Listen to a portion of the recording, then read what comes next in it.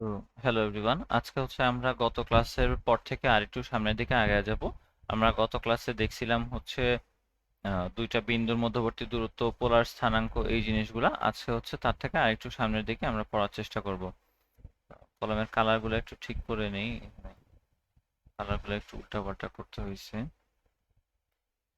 আচ্ছা, তো গতদিন আমরা যেটা দেখছিলাম সেটা একটু দেখে আসি, সেগুলো হচ্ছে একদম শুরু থেকে রিভাইজ দিয়ে আসি যেহেতু অনেকে ছিল না। সেটা হচ্ছে দুইটা বিন্দুর মধ্যবর্তী দূরত্বের আগে আমরা হচ্ছে মূল বিন্দু থেকে দূরত্ব দেখছিলাম যে √x² + y² হয়, এবং দুইটা বিন্দুর মধ্যবর্তী দূরত্ব যদি আমাকে x1 y1 x2 y2 দেওয়া থাকে তাহলে আমরা এটাকে বলতে পারি যে কি জানি ছিল ওই যে তারপরে হচ্ছে দুইটা আহ, ভুজের হচ্ছে ব্যবধানের স্কোয়ার, আর হচ্ছে দুইটা কোটি এর ব্যবধানের স্কোয়ার ছিল। তারপরে আমরা এখান থেকে পোলার স্থানাঙ্ক ব্যবস্থার কাহিনী নিয়ে আসছিলাম। সেখান থেকে আমরা হচ্ছে প্রথমত প্রথম কোয়াড্রেন্টের জন্য দেখছি, দ্বিতীয় কোয়াড্রেন্টের জন্য দেখছি। এইটার মোরাল অফ দ্য স্টোরিটা হচ্ছে এই জায়গায় যে আর এর জন্য সূত্র হচ্ছে √x² + y²। আর প্রথম চতুর্ভাগ, দ্বিতীয় চতুর্ভাগ, তৃতীয় চতুর্ভাগে যদি আমাদের মুখ্য কোণগুলো হিসাব করতে বলে সেখানে সূত্র ছিল হচ্ছে এগুলা। এই সূত্রগুলো আর খুব বেশি কাজে লাগবে না, পোলার নিয়ে আমাদের আর কাজ নাই, আমরা করে ফেলছি গতকাল ম্যাথ। আমরা এখানে হচ্ছে দেখেছি যে বহুভুজের ক্ষেত্রফল আমরা কিভাবে বের করতাম। তারপরে আমরা হচ্ছে ত্রিভুজ এবিসি এর ক্ষেত্রফলটা বের করে দেখাইছি। এটাকে আবার আধুনিক নিয়মে এইভাবে যে করা হয় সেটাও আমরা একটু দেখে নিয়েছিলাম। তবে কনভেনিয়েন্ট বেশি হচ্ছে এইটা, কারণ এটা ইজিয়ার। যে জিনিস আমাদের 9-10 এর জ্ঞান দিয়েই সম্ভব সেটার জন্য তো আমার নতুন করে কিছু পড়ার দরকার হয় না আসলে, তাই না? আচ্ছা, তারপরে আমরা দেখছি যদি আমাদেরকে x1 y1 না দিয়ে x2 y2 না দিয়ে যদি r1 θ1 r2 θ2 এভাবে দেয়, একটা পোলার স্থানাঙ্ক ব্যবস্থায় দিয়ে দেয় বিন্দু দুইটাকে, তাইলে আমরা কি করব? তাইলে হচ্ছে আমাদেরকে এইরকম কি বলে, কি মানে আর কি, অনেকে চাইলে এটাকে কার্টেসিয়ান ফরম্যাটে নিয়ে যেতে পারে, তারপরে ম্যাথটাকে সলভ করতে পারে। কিংবা আমরা চাইলে এখানে একটা ডিরেক্ট সূত্র ইউজ করছি, সেই সূত্রের প্রমাণ আমাদের ক্লাসের রেকর্ডিং দেখা আছে। যারা ক্লাসটা করো নাই তারা আবার করে নিও, হ্যাঁ, নাহলে কিন্তু ঝামেলা হয়ে যেতে পারে পরের ক্লাসগুলোতে আরো। আচ্ছা, তারপরে ছিল আমাদের এখানে কিছু রূপান্তর, কার্টেসিয়ান থেকে পোলার, পোলার থেকে কার্টেসিয়ান। তারপরে হচ্ছে এখানে কি আছে, এটা হচ্ছে তোমার কার্টেসিয়ান সমীকরণ থেকে পোলার সমীকরণ, পোলার সমীকরণ থেকে কার্টেসিয়ান সমীকরণ। কিছু বেসিক সূত্রগুলোই আমরা ইউজ করছিলাম এখানে, এবং এটা আহামরি কঠিনও না, তোমাদের বইয়ে যেগুলো আছে ওগুলো করলেই যথেষ্ট তোমাদের জন্য। আচ্ছা, তারপরে আমরা এই জায়গায় চলে আসছিলাম যেখানে একটা রম্বসের চারটা বিন্দু দেওয়া ছিল আর কি, চারটা শীর্ষ বা ভার্টেক্স। তো রম্বস কিনা যাচাই করো। তো অনেকে হচ্ছে জানো না, আবারও বলে রাখি যে আমি ইংলিশ টার্মগুলো বেশি ইউজ করি, তার কারণে আমরা শুধুমাত্র যে ডিউ বুয়েট এইসব জায়গায় পরীক্ষা দিতে চাই তা না, আমাদেরকে কিন্তু আইইউটিতেও অনেক পরীক্ষা দিতে হবে।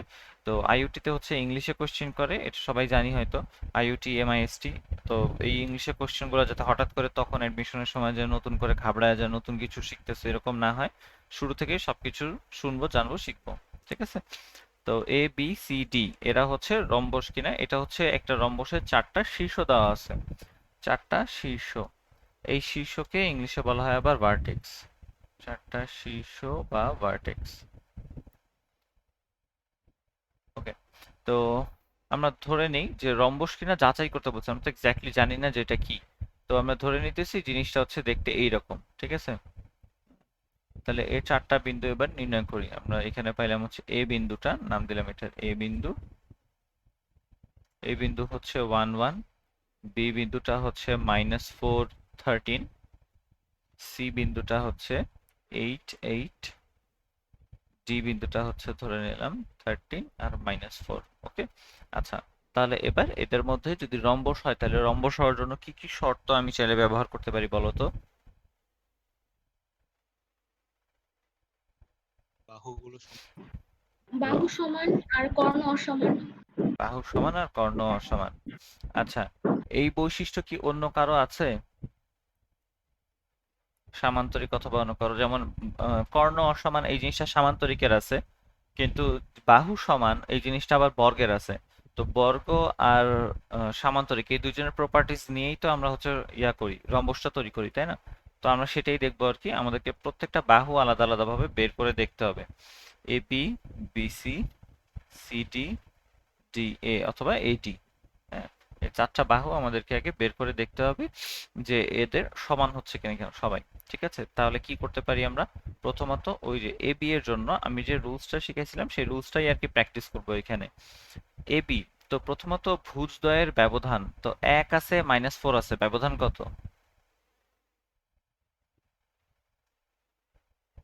বলো বলো বলো। 1 আছে আর -6 আছে, এ বি এর ভিতরে ভুজের ব্যবধান কত? 1 আর -4 এর ভিতরে কি হইলো? 5। যারা কতদিন ক্লাস করছো তারা জানো এটা হচ্ছে 5। আচ্ছা, তারপরে কি আছে? কোটিদ্বয়ের ব্যবধান 1 এবং 13 আছে, ব্যবধান কত?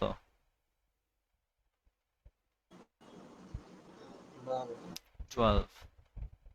আর 12 আর 5 মিলে যে 13 তৈরি করে এটা কিন্তু ডিরেক্ট মুখস্থ কথাবার্তা। তারপর বিসি বাহু দেখি, বিসি তে কি হয়েছে? বিসি তে হচ্ছে -4 থেকে +8 পর্যন্ত, ব্যবধান কত? -4 থেকে +8 সংখ্যা রেখায় বসাও, দেখো চিন্তা করো ব্যবধান কত?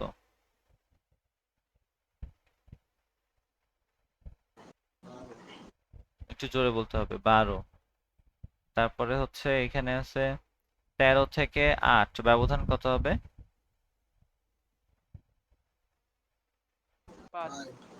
5। 5 স্কয়ার, তাহলে আবার ওই একই জিনিস 13। সিডি এর কথা যদি চিন্তা করি, সিডি এর কাহিনী মনে হয় একই রকমই হবে। 8 থেকে 13 এটা কত? 5, তাহলে 5 স্কয়ার। তারপরে ওর কোটিতে কে কে আছে? কোটিতে আছে হচ্ছে 8 থেকে -4, তার মানে কত? 12। তাহলে 12, আবারও সেই 13ই আসলো।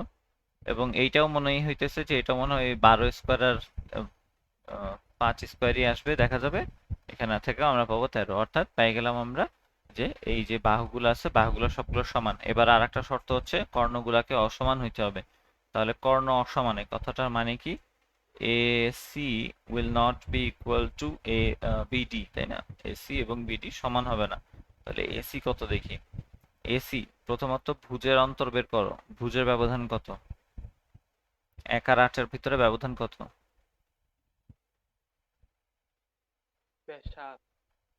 1 আর 8 এর ব্যবধান হচ্ছে 7। তাহলে আমরা নিলাম 7 স্কয়ার। তারপরে আরেকটা আছে 1 আর 8, তার মানে আবারও সেই 7 স্কয়ার। তাহলে এখান থেকে আসবে 7√2। ওকে। তারপরে BD এর জন্য -4 থেকে +13 কত হয়? √17 স্কয়ার, তাই না? 17 হয়। তারপরে আবার হচ্ছে -4 থেকে +13 ওই একই জিনিস, আবারও ওই 17 স্কয়ার। তাহলে এখান থেকে পাচ্ছি আমরা 17√2। অর্থাৎ আমরা দেখতে পাইলাম এই দুইটা কি পরস্পর সমান না, সুতরাং এটা একটা রম্বস। বুঝতে পারছি? কিংবা আর একটা বুদ্ধি করা যাইতো, সেটা হচ্ছে তুমি দেখাইতে পারতে এরকম, মনে আছে কিনা তোমাদের জানি না, যে যখন দুইটা সরল রেখা পরস্পর লম্ব হয় তখন তাদের ঢালদ্বয়ের গুণফল -1, তাই না? তাহলে এইখানে আমাদের এইটাও একটা শর্ত যে সবগুলা বাহু সমান এবং কোনো কোণই সমকোণ না, তাই না?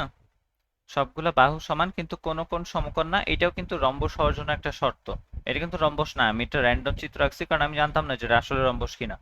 যদি এটা রম্বস হয় তাহলে তার জন্য সবগুলা বাহু সমান হবে এবং তার একটা কোণ হবে অসমান, বা সরি একটা কোণ হবে সমকোণ না। তাহলে আমরা দেখাইতে পারতাম যে এডি এর যেই ঢাল, ঢাল অফ এডি এবং ঢাল অফ, যদি আমি এবি নিতাম, তাহলে কোন দুটা বাহু নিলাম? এডি এবং এবি। তাহলে এরা যদি পরস্পর সমকোণে থাকতো তাহলে কিন্তু জিনিসটা হয়ে যেত বর্গ। জিনিসটা যদি সমকোণে না থাকে তাহলে এরা রম্বস হয়ে যাবে। এখন আমি এটার গুণফল যদি বের করে দেখি, এদের গুণফলটা -1, তাহলে কি বুঝতে হবে? এদের ঢালদ্বয়ের গুণফল -1 যদি আমি পাই তাহলে কি বুঝবো এটা কি ছিল আসলে? এরা পরস্পর লম্ব ছিল, দ্যাট মিন্স এই পুরোটা একটা বর্গ ছিল। আর যদি এটা আমি -1 না পাই তার মানে কি একটা কোণ এক সমকোণ না, তার মানে হচ্ছে অন্য সবগুলো কোণের উপরে তো তারা এফেক্ট করবে আর কি, তাই না? তো একটা বের করলেই হয়েছে। একটা বের করে দেখবো যে সেটা সমকোণ না, তার মানে হচ্ছে সেটা একটা রম্বস। বুঝতে পারছি? এভাবে প্রয়োজন মতো যখন যেই জিনিসটা আমার জন্য বেশি কার্যকর মনে হয়, বেশি ইজিয়ার মনে হয়, সেটা ব্যবহার করব। এই ম্যাথের জন্য এইটা ঢাল বের করা, এইটা ঢাল বের করার থেকে সহজতর উপায় হচ্ছে কর্ণদ্বয় অসমান, এটা নিয়ে চিন্তা করা। ঠিক আছে? যখন যেইভাবে চিন্তা করতে সুবিধা হয় সেভাবে আগাইতে হবে। আমার জন্য এইভাবে চিন্তা করাটা সুবিধা হয়েছে, আমি এভাবে গাইছি। তোমার যদি মনে হয় যে তুমি ঢাল দিয়ে করবা, ঢাল দিয়ে করো, কোনো সমস্যা নেই। আচ্ছা, আমরা কি তাহলে সামনে আগাবো একটু?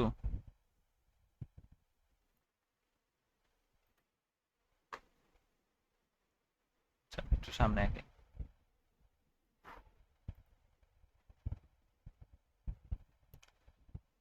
এটা কি লেখা দেখা যাচ্ছে? অনেক ছোট মনে হয়। একটি বৃত্তের ব্যাসার্ধ দেওয়া আছে, একটা বৃত্তের রেডিয়াস বা ব্যাসার্ধ দেওয়া আছে হচ্ছে 5, আর কেন্দ্রের স্থানাঙ্ক দেওয়া আছে এখানে 5,3।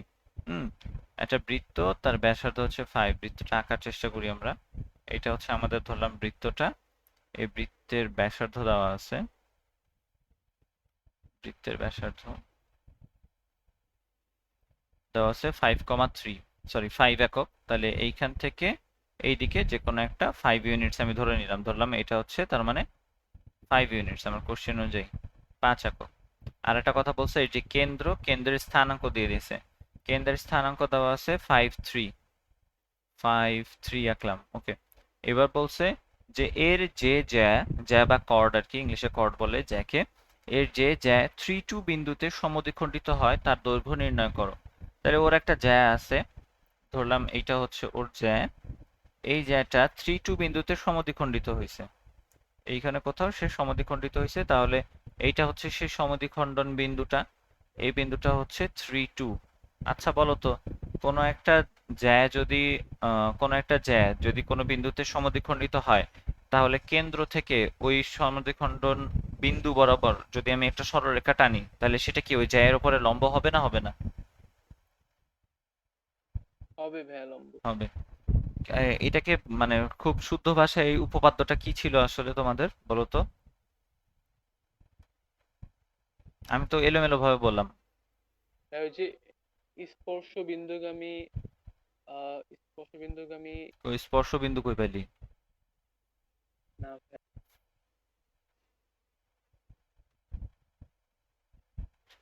আচ্ছা, এরকম ছিল বৃত্তের বৃত্তের কেন্দ্র থেকে যে কোনো জ্যায়ের ওপর অঙ্কিত লম্ব ওই জ্যাকে সমদ্বিখণ্ডিত করে, ঠিক আছে না ভাই?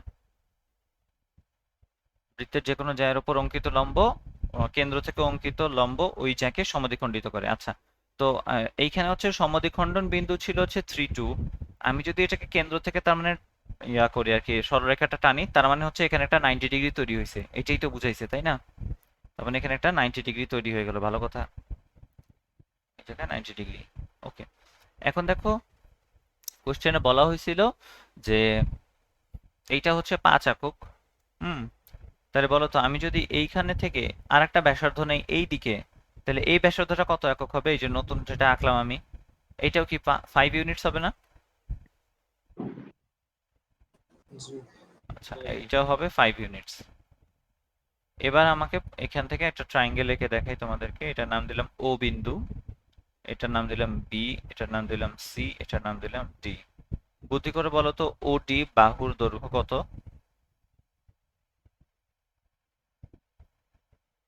এখানে যে আমি ছোট্ট ট্রায়াঙ্গেলটা আঁকছি সেখানে ওডি বাহুর দৈর্ঘ্য কত?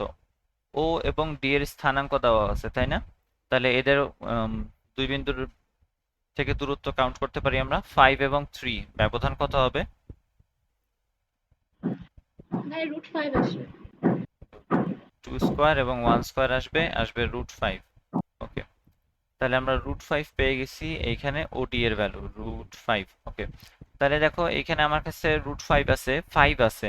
তাহলে এখানে আমরা পিথাগোরাস অ্যাপ্লাই করলে বিডি পেয়ে যাব না?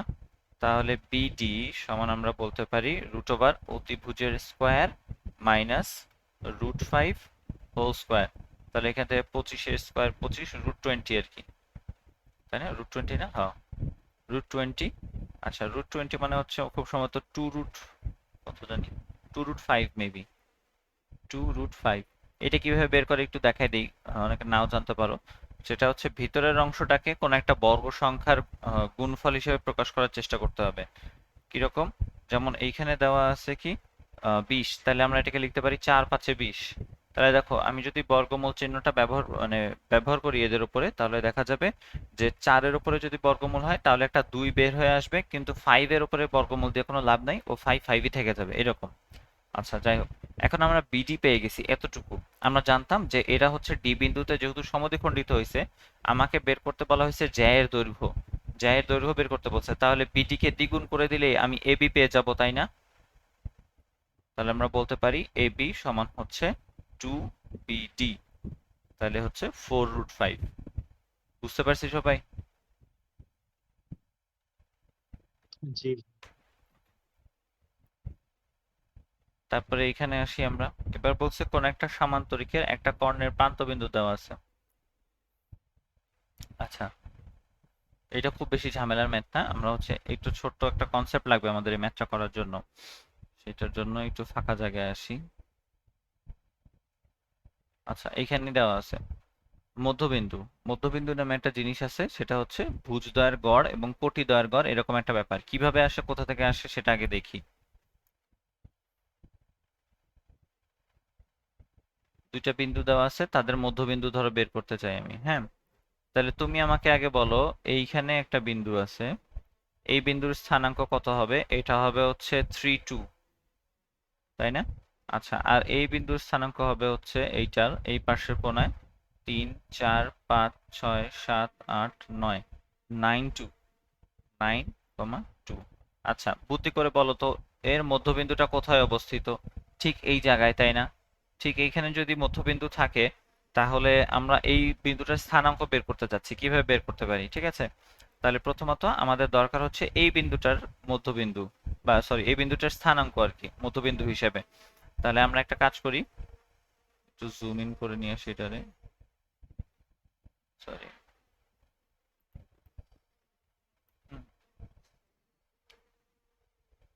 তাহলে এখান থেকে দেখার চেষ্টা করি। সেটা হচ্ছে, এই দুই বিন্দু যদি মধ্যবিন্দু বের করতে চাই, তাহলে আমাকে কি করতে হবে? প্রথমত একটা জিনিস খেয়াল করো, যে এইটা হবে হচ্ছে এইখান থেকে দূরত্ব কত? x1, কিংবা 3 একক, 3 একক লিখি। আর এই পুরো চোখের দূরত্ব হচ্ছে কত? 9 ইউনিটস, তাই না? 9 ইউনিটস। এখন এর মধ্যবর্তী একটা অঞ্চলের দূরত্ব জিজ্ঞেস করা হয়েছে, তাহলে আমরা বলতে পারি না এইটুকু যে অংশ আছে, এই অংশটুকু হচ্ছে শুধুমাত্র 6 একক, এই অংশটুকু হচ্ছে 6 একক। হুম, নাকি হ্যাঁ, 6 একক। তাহলে এই 6 একক যে এক্সট্রা যে দৈর্ঘ্যটুকু আমাদের কাছে আছে, এই যে এই জায়গাটা, এই অংশটা আছে, এই অংশটার মধ্যবিন্দুটাই তো আমরা বের করতেছি। তার মানে সেটা কি 3 একক 3 একক এভাবে ভাগ হয়ে যাবে। এইটুকু হবে 3 একক, এইটুকু হবে 3 একক। তার মানে কি? তার মানে সে এইখান থেকে, এবার যদি মূল বিন্দু থেকে হিসাব করি, তাহলে এই পর্যন্ত 3 একক, এই পর্যন্ত আরো 3 একক। এটা আমি ভুল আঁকছি এই জায়গায়, এটা মধ্যবিন্দুটা।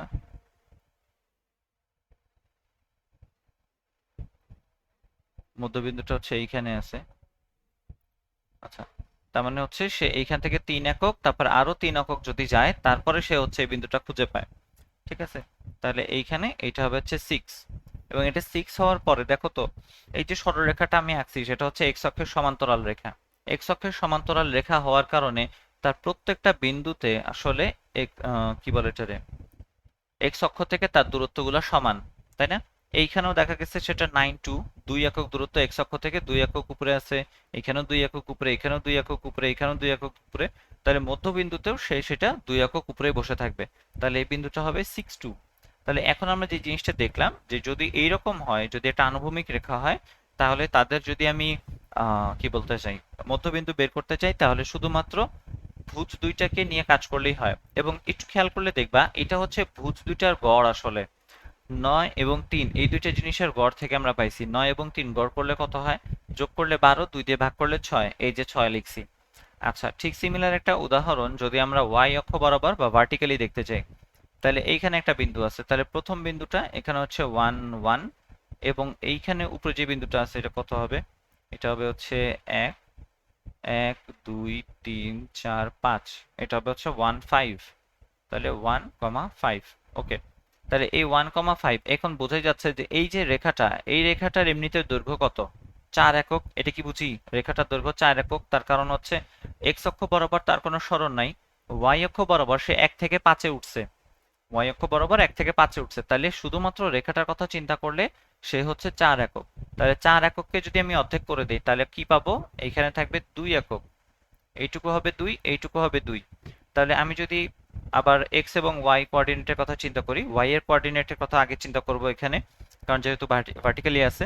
তা প্রথমত এইটা হচ্ছে 1 একক, 2 একক, 3 একক। অর্থাৎ প্রথমত আমি 1 একক যে প্রথম বিন্দুটাতে পৌঁছাইলাম, তারপরে মধ্যবিন্দুতে পৌঁছানোর জন্য যেহেতু দুই ভাগে ভাগ হয়ে সেটা 2 একক 2 একক করে পাইছে, সে কারণে মধ্যবিন্দুতে গেলাম আমি 2 একক, অর্থাৎ টোটাল 3 একক। আর এক্স অক্ষ ওয়াই অক্ষ থেকে তার দূরত্ব হচ্ছে কত? 1 একক প্রত্যেকবার, যেহেতু এটা ভার্টিক্যাল রেখা, ওয়াই অক্ষ থেকে দূরত্ব প্রত্যেকটা জায়গায় 1। সে কারণে প্রথম বিন্দুটা হচ্ছে 1, মানে প্রথম ক্রমজোড়ের প্রথম অংশটুকু হচ্ছে 1 বা ভুজ হচ্ছে 1, এবং কোটি পাইলাম আমরা 3। এবারও যদি খেয়াল করো সেটা হচ্ছে এখানে 5 এবং 1 এই দুইটা বিন্দুর কি আছে এখানে আমরা নিছি আসলে গড় নিছি। 5 এবং 1 যোগ করলে হয় কত? 6, 2 দিয়ে ভাগ করলে হয় 3। তাহলে এখন আমরা যে জিনিসটা দেখলাম সেটা হচ্ছে, যদি আমাকে এরকম একটা আনুভূমিক রেখা দেয় তাহলে তার ভুজগুলার গড় করে নিলেই হবে। যদি আমাকে এরকম একটা উলম্ব রেখা দেয় তাহলে তার কোটিগুলার গড় বের করলেই হবে। আচ্ছা, যদি আমাকে এরকম কিছু না দিয়ে একটা ইনক্লাইন্ড লাইন দেয় তাইলে কি করব? ইনক্লাইন্ড লাইন বলতে এইরকম একটা বিন্দু দিল, এইরকম একটা জায়গা দিল, তখন কি করব? তখন কি করতে হবে? তখন চিন্তা করতে হবে যে এইটার এই বরাবর একটা রেখা, এইটার এই বরাবর একটা রেখা। এভাবে যদি চিন্তা করতে পারো, এটা আমি এখনই দেখাই, এখনই দেখানোই ভালো হবে। সেটা হচ্ছে এইখান থেকে এইখানে প্রথমত রেখা দুইটাকে এভাবে দুই ভাগে ভাগ করে নিবা। আমরা যখন দুইটা বিন্দুর ইয়া বের করতেছিলাম, কি বলে এটারে, দূরত্ব বের করতেছিলাম, তখন কিন্তু এই কনসেপ্টটাকে ব্যবহার করছিলাম যে আমাকে দুইটা বিন্দু এখানে দেওয়া আছে, ধরে নিলাম যে এটা হচ্ছে x1 y1, এটা হচ্ছে x2 y2। তাহলে আমাকে বুদ্ধি করে বলো তো এই বিন্দুর স্থানাঙ্ক কত? গত ক্লাসে বলতে পারছিলে, আজকে বলতে হবে। এই বিন্দুর স্থানাঙ্কটা তাহলে কি হবে ত্রিভুজের এখানে?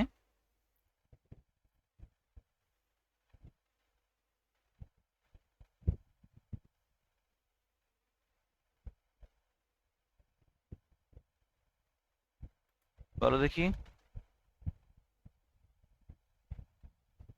বলেন বলেন, এই বিন্দুর স্থানাঙ্ক কত? 9 হুম?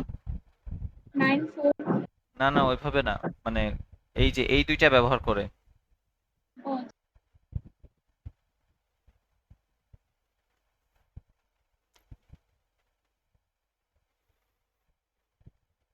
সামিন রকিব, একটা হচ্ছে ভাইয়া x1 মাইনাস x2 কমা y1 মাইনাস y2। আরে তোমার এই স্থানাঙ্ক জিজ্ঞেস করছি, কি বলতেছো? স্থানাঙ্ক খেয়াল করো, আবারও বলি, আমি দেখাচ্ছি। এই রেখাটার প্রত্যেকটা বিন্দুতে তার হচ্ছে এক্স অক্ষ থেকে দূরত্ব সমান, তাই না? তার মানে কি, এই বিন্দুটি কোটি হবে, এই বিন্দুর কোটিও সমান হবে। এক্স অক্ষ থেকে দূরত্ব, এই যে উপরের দিকে যে দূরত্ব, এটাকে আমরা কি বলি? কোটি, তাই না? তাহলে এইখানে যে কোটি আর এইখানে যে কোটি, সেই দুইটা সমান না? তাহলে এই বিন্দুটা একটা জিনিস শিওর, যদি যদি এইখানে y2 হয় তাহলে এইখানেও সেটা হবে y2। x1 y2 ভাইয়া। হ্যাঁ, এবং x1 কেন?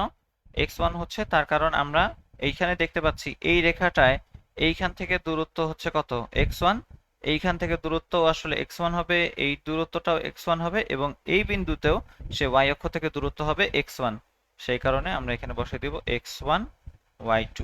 তাহলে এবারে খেয়াল করো, আমরা বের করতে যাচ্ছি এইখানে কোনো একটা মধ্যবিন্দু। এইটার জন্য আমি চাইলে এইখানে একটা মধ্যবিন্দু বের করতে পারি, তারপর এইখানে একটা মধ্যবিন্দু বের করতে পারি। বলছিলাম হরাইজন্টাল বরাবর যে লাইনগুলো থাকবে তাদের মধ্যবিন্দু কোথায় হবে? মানে হরাইজন্টাল বরাবর থাকলে তাদের মধ্যবিন্দুর জন্য আমরা শুধুমাত্র ভুজ দুইটার গড় বের করব। ঠিক আছে, ভুজ দুইটার গড়। তাহলে ভুজ দুইটার গড় এইখানে কোথাও হবে। ভুজ দুইটার গড় হিসেবে আমরা কি শিখছি? x1 plus x2 divided by 2, এবং এইখানে তার কোটির কোনো পরিবর্তন হয় নাই, সে কারণে এটা y2 থেকে যাবে। এই বিন্দুটা কি বুঝতে পারলাম? এটা যেহেতু একটা হরাইজন্টাল লাইন ছিল, আমরা একটু আগে দেখছি হরাইজন্টাল লাইন যদি থাকে তাহলে তার শুধুমাত্র ভুজ দুইটাকে গড় করলেই হয়। ভুজ দুইটার গড় বলতে x1 plus x2 divided by 2, তাই না? তাহলে এর ভুজ হবে হচ্ছে x1 plus x2 divided by 2, এবং তার কোটি পরিবর্তন হবে না। যেমন এখানে 2 ছিল, এখানেও 2 ছিল, এখানেও 2 ছিল, আসলে কোটির পরিবর্তন হয় না। তাহলে এই বরাবর সব বিন্দুতে কোটি কত? y2, y2 তেই রাখছি। আচ্ছা, এবার এই খাড়া রেখাটাকে আমরা ভাগ করে দেখি। খাড়া রেখাটাকে যদি ভাগ করি তাহলে দেখা যায় যে এইখানে কি করছে, খাড়া রেখা ভাগ করার শর্ত ছিল হচ্ছে যে এইরকম, তখন আমরা কোটিটাকে হচ্ছে গড় করব। তার ভুজ ভুজের মতোই থাকবে, অর্থাৎ x1 x1ই থাকবে, তার কোটিটাকে হচ্ছে আমরা গড় করব, তাইলে y1 plus y2 divided by 2। ওকে, এখন আমাদের কাজ হচ্ছে এই মধ্যবিন্দুটাকে বের করা। তাইলে আমরা একটা কাজ করি, সেটা হচ্ছে এইখান থেকে একটা হরাইজন্টাল লাইন টানি এইদিকে, এটাকে এই অ্যারোটা দিয়ে দেখাই, এই বরাবর একটা হরাইজন্টাল লাইন দিলাম, এই বরাবর একটা লাইন দিলাম ভার্টিক্যালি। তাহলে চিন্তা করো, নিশ্চয়ই এরা যেই বিন্দুতে ছেদ করবে, এইখানে কোনো একটা বিন্দুতে যে তারা যে ছেদ করবে, এখানে যে ছেদ করলো, এই বিন্দুটাই হবে তার মানে মধ্যবিন্দু। তাহলে এবার মধ্যবিন্দুর স্থানাঙ্কটা বের করার চেষ্টা করি। আমার কাছে এইটা আছে, এইটা আছে, এখন আমি মধ্যবিন্দু বের করতে চাচ্ছি। তাহলে এই বিন্দুতে কোনো কোটি বরাবর পরিবর্তন হয় নাই, আর এই বরাবর কোনো জায়গায় এই খাড়া রেখাতে কোনো এক্স অক্ষ বরাবর পরিবর্তন হয় নাই। তাহলে বোঝা যাচ্ছে যে এইখান থেকে যদি এক্স অক্ষ বরাবর পরিবর্তন না হয়, তাহলে এর যেই ভুজ আর ওর যেই ভুজ সেটা সমান হবে, এই বিন্দুর ভুজ এই বিন্দুর ভুজ সমান। তাহলে আমরা এই বিন্দুটা পাইলাম ভুজ হিসাবে x1 plus x2 divided by 2। Okay, আর একটা জিনিস কি, এই বিন্দুর যে কোটি আর এই বিন্দুর কোটি সেম, তাহলে এই দুজনের যেহেতু কোটি সেম, তাহলে ওর কোটিটাকে নিয়ে এখানে বসাই দিই আমরা। তাহলে কোটি পাইলাম আমরা y1 plus y2 divided by 2। এটা কিন্তু খুব সহজ সূত্র, তোমাদের বইয়ের মধ্যে দেওয়া আছে, এটা x1 plus x2 divided by 2, y1 plus y1 plus y2 divided by 2। কিন্তু এইটারে হচ্ছে আমি প্রত্যেকটা লাইনে, ভার্টিক্যাল লাইনে এবং হরাইজন্টাল লাইনে ভেঙে ভেঙে দেখলাম। ঠিক আছে, বুঝতে পারছি এটা আহামরি ইম্পর্টেন্ট ছিল না, কিন্তু সরলরেখাগুলা কাজ করে কিভাবে, এটা ডিপ আন্ডারস্ট্যান্ডিং এর জন্য এটা খুব বেশি জরুরি। বুঝছি সবাই? At the end of the day এখন আমার কাজ হইতেছে কি, মানে মধ্যবিন্দু বের করার কাজ হচ্ছে যে ভুজদ্বয়ের গড় করব এবং কোটিদ্বয়ের গড় করব। ঠিক আছে, মনে থাকবে? তাহলে দেখো একটা করি আমরা। ধরো তোমাকে দিছে হচ্ছে 1 3 একটা বিন্দু, আরটা বিন্দু দিছি তোমাকে হচ্ছে -5 আর হচ্ছে 15। তাহলে বলো তো এদের মধ্যবিন্দু কোথায় হবে?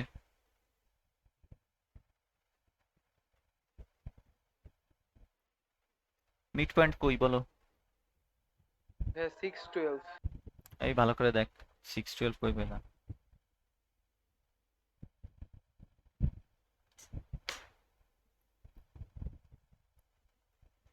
প্রথমত কি করব বলছি, ভুজদ্বয়ের গড়। তাহলে 1 এবং -5 এটার গড় বের করার জন্য প্রথমত এদের যোগ করে 2 দিয়ে ভাগ। তাহলে 1 আর -5 যোগ করলে কত হয়?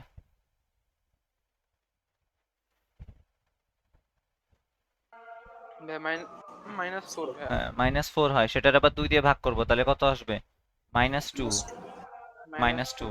3 আর 15, 3 আর 15 যোগ করলে হয় 18, 2 দিয়ে ভাগ করলে কত হয়? 9। তাহলে আমরা পাইলাম হচ্ছে -2 এবং 9। ভুজদ্বয়ের গড় এবং কোটিদ্বয়ের গড় করতে হবে। ঠিক আছে, আচ্ছা এখন আমরা যে ম্যাথটা করতেছিলাম ওইখানে ফেরত যাই। সেটা ছিল সামান্তরিকের কাহিনী। সামান্তরিকের কোন একটি সামান্তরিক বা প্যারালালোগ্রাম বলে এটারে, প্যারালালোগ্রাম।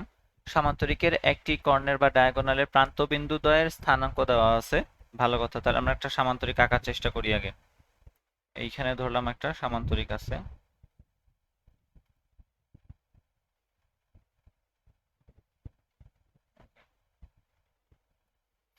এই সামান্তরিকের দুইটা কর্ণ প্রান্তবিন্দু দেওয়া আছে আমাকে। প্রথমত ধরলাম এই কর্ণটা আমার জানা নাই, এই কর্ণটার নাম দিলাম আলফা বিটা। আর বাকি যেই দুইটা কর্ণ দেওয়া আছে সেটা হচ্ছে, এখানে ধরলাম 3 -4, আর এইখানে আছে হচ্ছে -6 5। আর এইখানে ইনিশিয়ালি বলছে এর তৃতীয় শীর্ষের স্থানাঙ্ক, মানে এটা হচ্ছে -2 -1। চতুর্থ শীর্ষের স্থানাঙ্ক জিজ্ঞেস করছে, ধরে নিছি আমি এটাকে আলফা বিটা। বুঝতে পারছি কোশ্চেন, বুঝতে পারছি তিনটা বিন্দুর স্থানাঙ্ক দেওয়া আছে, 4 নাম্বারটা বের করতে বলছে, তাই না? আচ্ছা, এইটার জন্য সবার আগে বোঝাই যাইতেছে, তোমরা এটা করে অভ্যস্ত, কিন্তু তারপরেও কিভাবে জানি করতাম বলো তো, মনে করে বলো তো। সেটা কি করতাম আমরা, এই দুইটার প্রথমত মধ্যবিন্দু বের করতাম। কোথায়? এইখানে কোথাও একটা মধ্যবিন্দু আসতো। এই মধ্যবিন্দু পাওয়ার পরে আবার এইখান থেকে এই পর্যন্ত একটা মধ্যবিন্দুর হিসাব করতাম। তাহলে আগে লিখি, এইটাকে একটু নামকরণ করি, এ বি সি ডি নাম দিলাম। হ্যাঁ, আর এই যে বিন্দুতে ছেদ করলো সেটা হচ্ছে ও। তাহলে আমরা বলতে পারি বিডি এর মধ্যবিন্দু ও, বিডি এর মধ্যবিন্দু হচ্ছে ও। সুতরাং আমরা ও বিন্দুর স্থানাঙ্ক বের করতে পারি এইভাবে, ও বিন্দুর স্থানাঙ্কের জন্য বি এবং ডি বিন্দুগুলার গড় বের করতে হবে। তাহলে এখানে আছে 3 এবং -6, গড় করলে কত হবে? 3 এবং -6 আসবে হচ্ছে -3/2। আচ্ছা, তারপরে আছে হচ্ছে -4 এবং 5, গড় করলে কত হবে? হাফ। তাহলে আমরা ও বিন্দুর স্থানাঙ্ক পেয়ে গেছি, তাই না? ওকে, ও বিন্দুর যদি স্থানাঙ্ক পাও -3/2 আর হাফ, হ্যাঁ ঠিক আছে। আচ্ছা, এবার হচ্ছে আমরা দেখতে পাইতেছি যে এসি এর মধ্যবিন্দু আবার কে? ও, তাই না? তাহলে এভাবে বলবো, এসি এর মধ্যবিন্দু হচ্ছে ও। তাহলে আমরা একটা কাজ করি, ও বিন্দু যদি মধ্যবিন্দু হয় তাহলে মধ্যবিন্দুর জন্য মধ্যবিন্দুর যে ভুজ সেটা হচ্ছে -3/2। এইটা এইটার সমান কি হবে? এইটা সমান হবে হচ্ছে এ এবং সি, এই দুইটা বিন্দুর গড়ের সমান, ভুজের গড় এইটার সমান। যেহেতু আমি শুধুমাত্র ভুজের কথা বলতেছি, তাহলে এই দুইজনের ভুজ নিতে হবে এবার। তাহলে -2 এবং আলফা এদের গড়, -2 এবং আলফা এর গড় হচ্ছে -2 এর সাথে আলফা যোগ করে 2 দিয়ে ভাগ করে দিব। তাহলে সেখান থেকে আমরা আলফা এর ভ্যালু পেয়ে যাব। আলফা এর ভ্যালু খুব সম্ভবত -1 আসবে, -1 পাবো। হ্যাঁ, -1। আচ্ছা, এটা হচ্ছে কি নিয়ে কাজ করলাম? ভুজ নিয়ে কাজ করলাম। এবার যদি কোটি নিয়ে কাজ করি, তাহলে ও বিন্দুটার হচ্ছে কোটি, সেটা হচ্ছে হাফ। এটা কি দিয়ে পাওয়া গেছে? ও বিন্দুর কোটি হচ্ছে হাফ, সেটা এসি এর যেহেতু মধ্যবিন্দু, তাহলে এর কোটি দ্বয়ের যে গড় হবে সেটা হবে ও এর কোটি এর সমান। তাহলে -1 এবং বিটা এই দুইজনের আমাকে নিতে হবে কোটি দ্বয়ের গড়, -1 প্লাস বিটা ডিভাইডেড বাই 2। তাহলে বিটা এর ভ্যালু আমরা পাইতেছি কত? 2। তাহলে আমার যে ডি বিন্দুর স্থানাঙ্ক সেটা হইল -1 এবং +2। বুঝতে পারলাম?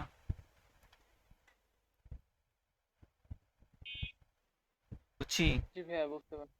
আচ্ছা, বুঝতে পারলে ভালো কথা। এটার কি অন্য কোনো নিয়ম জানো কেউ? আমরা এখন এটাকে ডিফারেন্টলি সলভ করার চেষ্টা করব। এই সব নিয়ম কানুন সবাই জানে এখানে যেটা শিখলে এতক্ষণ ধরে। হুম, সরি। জিনিস খেয়াল করো, সেটা হচ্ছে আমাদের একটু ওই নিচের ওই জায়গায় যাইতে হবে।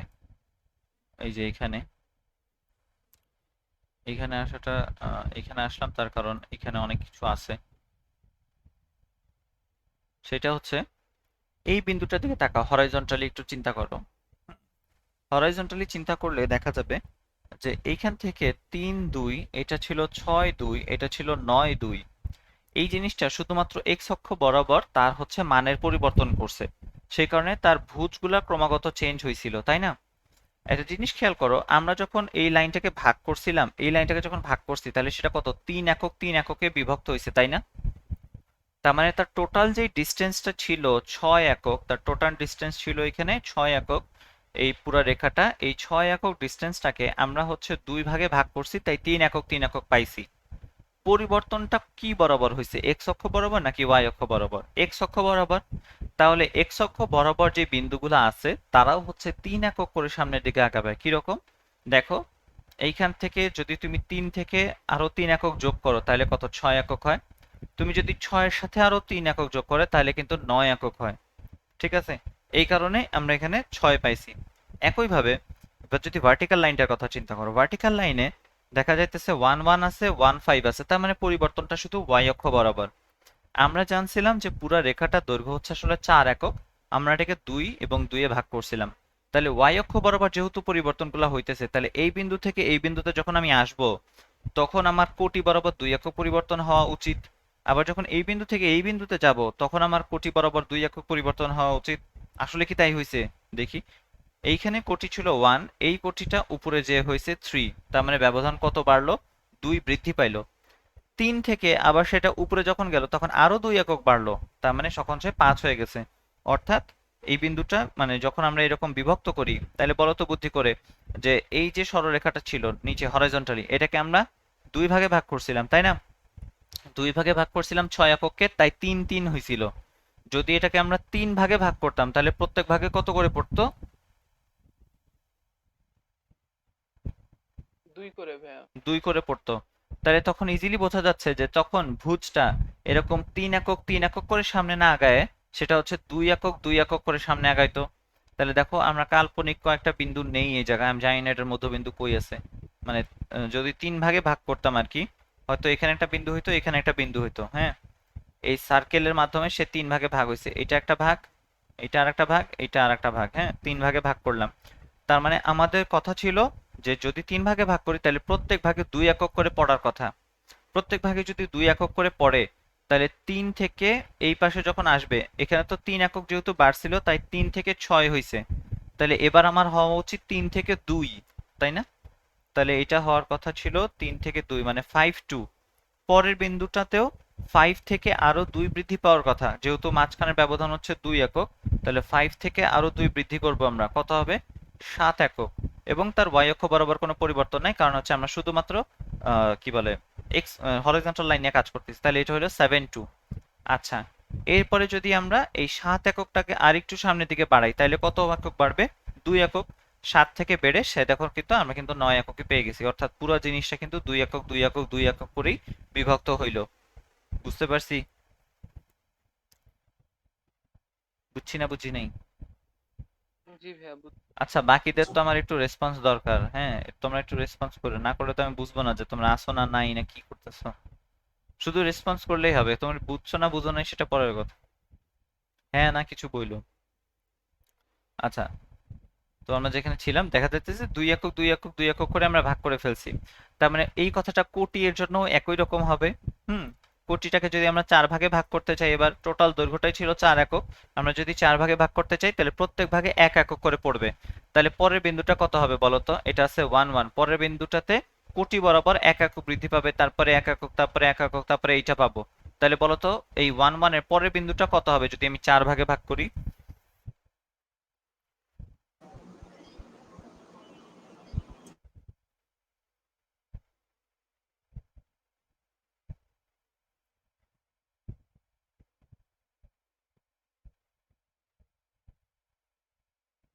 কত?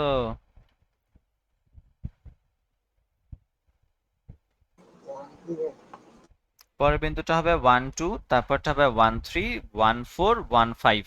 4 ভাগে ভাগ হয়ে গেছে, সেই কারণে 1 থেকে 5 পর্যন্ত যে ইন্টারভালটা ছিল 4 একক, সেটাকে 4 ভাগে ভাগ করলে দেখা যায় প্রত্যেক ভাগে 1 একক করে পড়ে। সেই কারণে আমি কোটি বরাবর 1 একক করে বৃদ্ধি করলেই জিনিসটা 4 ভাগে ভাগ হয়ে যাবে। আমরা যখন মধ্যবিন্দুটা বের করলাম তখন দেখছি যে এক্স অক্ষ বরাবর যে অংশ নিয়ে কাজ করছি, ওয়াই অক্ষ বরাবর যে অংশ নিয়ে কাজ করছি, সেই দুইটাকে যদি আমরা কি বলে ফিউশন করে ফেলি তাহলেই হচ্ছে ইনক্লাইনড লাইন বরাবর হচ্ছে মধ্যবিন্দু পেয়ে গেছিলাম। তাহলে এতক্ষণ আমরা যে সূত্রটা ব্যবহার করলাম, এতক্ষণ যে শর্তটা ইউজ করলাম, যে এইখানে 3 ভাগে ভাগ করলে এরকম 2 একক 2 একক 2 একক করে দিব, 4 ভাগে ভাগ করলে 1 একক 1 একক 1 একক করে দিতে হবে। তো এই জিনিসটা আমরা চাইলে কিন্তু এখন এই ইনক্লাইনড লাইন বরাবরও ইউজ করতে পারি। তখন ভুজটাকে আলাদাভাবে ভাগ করব, কোটিটাকে আলাদাভাবে ভাগ করব, এভাবে ভাগ করা সম্ভব। ঠিক আছে, এই ধারণাটা রাখলাম। এখন এই ধারণাটাকে কাজে লাগায় আমরা একটু সামনের দিকে আগাইতে চাই, সেটা হচ্ছে ওই যে সামান্তরিকের কাছে ফেরত আসবো। এগুলো খুব সিলি ম্যাথ, কিন্তু তারপরেও এগুলোর ভিতরে অনেক ডিপ জিনিসপত্র আছে যেগুলো দেখা জরুরি আসলে সামনের ম্যাথগুলো সলভ করার জন্য। আর হচ্ছে বইয়ের ম্যাথ তোমাকে জীবনেও অ্যাডমিশন টেস্টে দিবে না, তো বই আশা করে লাভ নাই যে অ্যাডমিশন টেস্টে বইয়ের ম্যাথ করে ফেলাবো হয়ে যাবে। তো তুমি যত বেশি এই জিনিসগুলোকে ইন ডিটেলস বোঝার চেষ্টা করবা তত বেশি তোমার জন্য ওই ম্যাথগুলো সলভ করা ইজিয়ার হবে। ঠিক আছে? আচ্ছা, যেখানে ছিলাম আমরা, এখন এইটার সামান্তরিক পড়াইতে যায় আমি কেন ওই এত 3 4 ভাগে বিভক্ত করে আনলাম, সেটা হচ্ছে আমরা একটা জিনিস দেখলাম যে ভুজ বরাবর পরিবর্তন এবং কোটি বরাবর পরিবর্তনের একটা ব্যাপার আছে। এখন দুইটা লাইন যদি মানে প্যারালাল হয়, আমরা জানি এখানে এ বি এবং যে সিডি এই দুইটা বাহু আছে, এই দুইটা বাহু হচ্ছে পরস্পর প্যারালাল বা কি বলে এটারে সমান্তরাল, তাই না? তাহলে এই বাহু দুইটা যেহেতু সমান্তরাল, তার মানে কি এই এবং সমান সমান এবং সমান্তরাল, সমান এবং সমান্তরাল হলেই এই মানে সূত্র বা হচ্ছে এই ধারণাটা খাটে। আমি যেটা এখন বলবো যে তার এক্স অক্ষ বরাবর যে পরিমাণ পরিবর্তন হয়েছে, যেভাবে পরিবর্তন হয়েছে, তার এই সমান্তরাল এবং সমান বাহুর জন্য এক্স অক্ষ বরাবর সেইভাবে পরিবর্তনটা হবে। এইখান থেকে যদি আমি 4 একক আগায় থাকি তাহলে এই বরাবরও এখানে 4 এককে আগানোর কথা, যেহেতু এরা সমান এবং সমান্তরাল, তাই না? যদি পুরো জিনিসটাকে তুমি এবার হরাইজন্টালি চিন্তা করো, এই লাইনটা যদি হরাইজন্টাল হইতো তাহলে শুধুমাত্র এক্স অক্ষ বরাবর এটা -2 থেকে -6 এর দিকে গেছে, তাই না? -2 থেকে -6 এর দিকে যাওয়ার অর্থ কি 4 বৃদ্ধি পাইলো নাকি কমলো?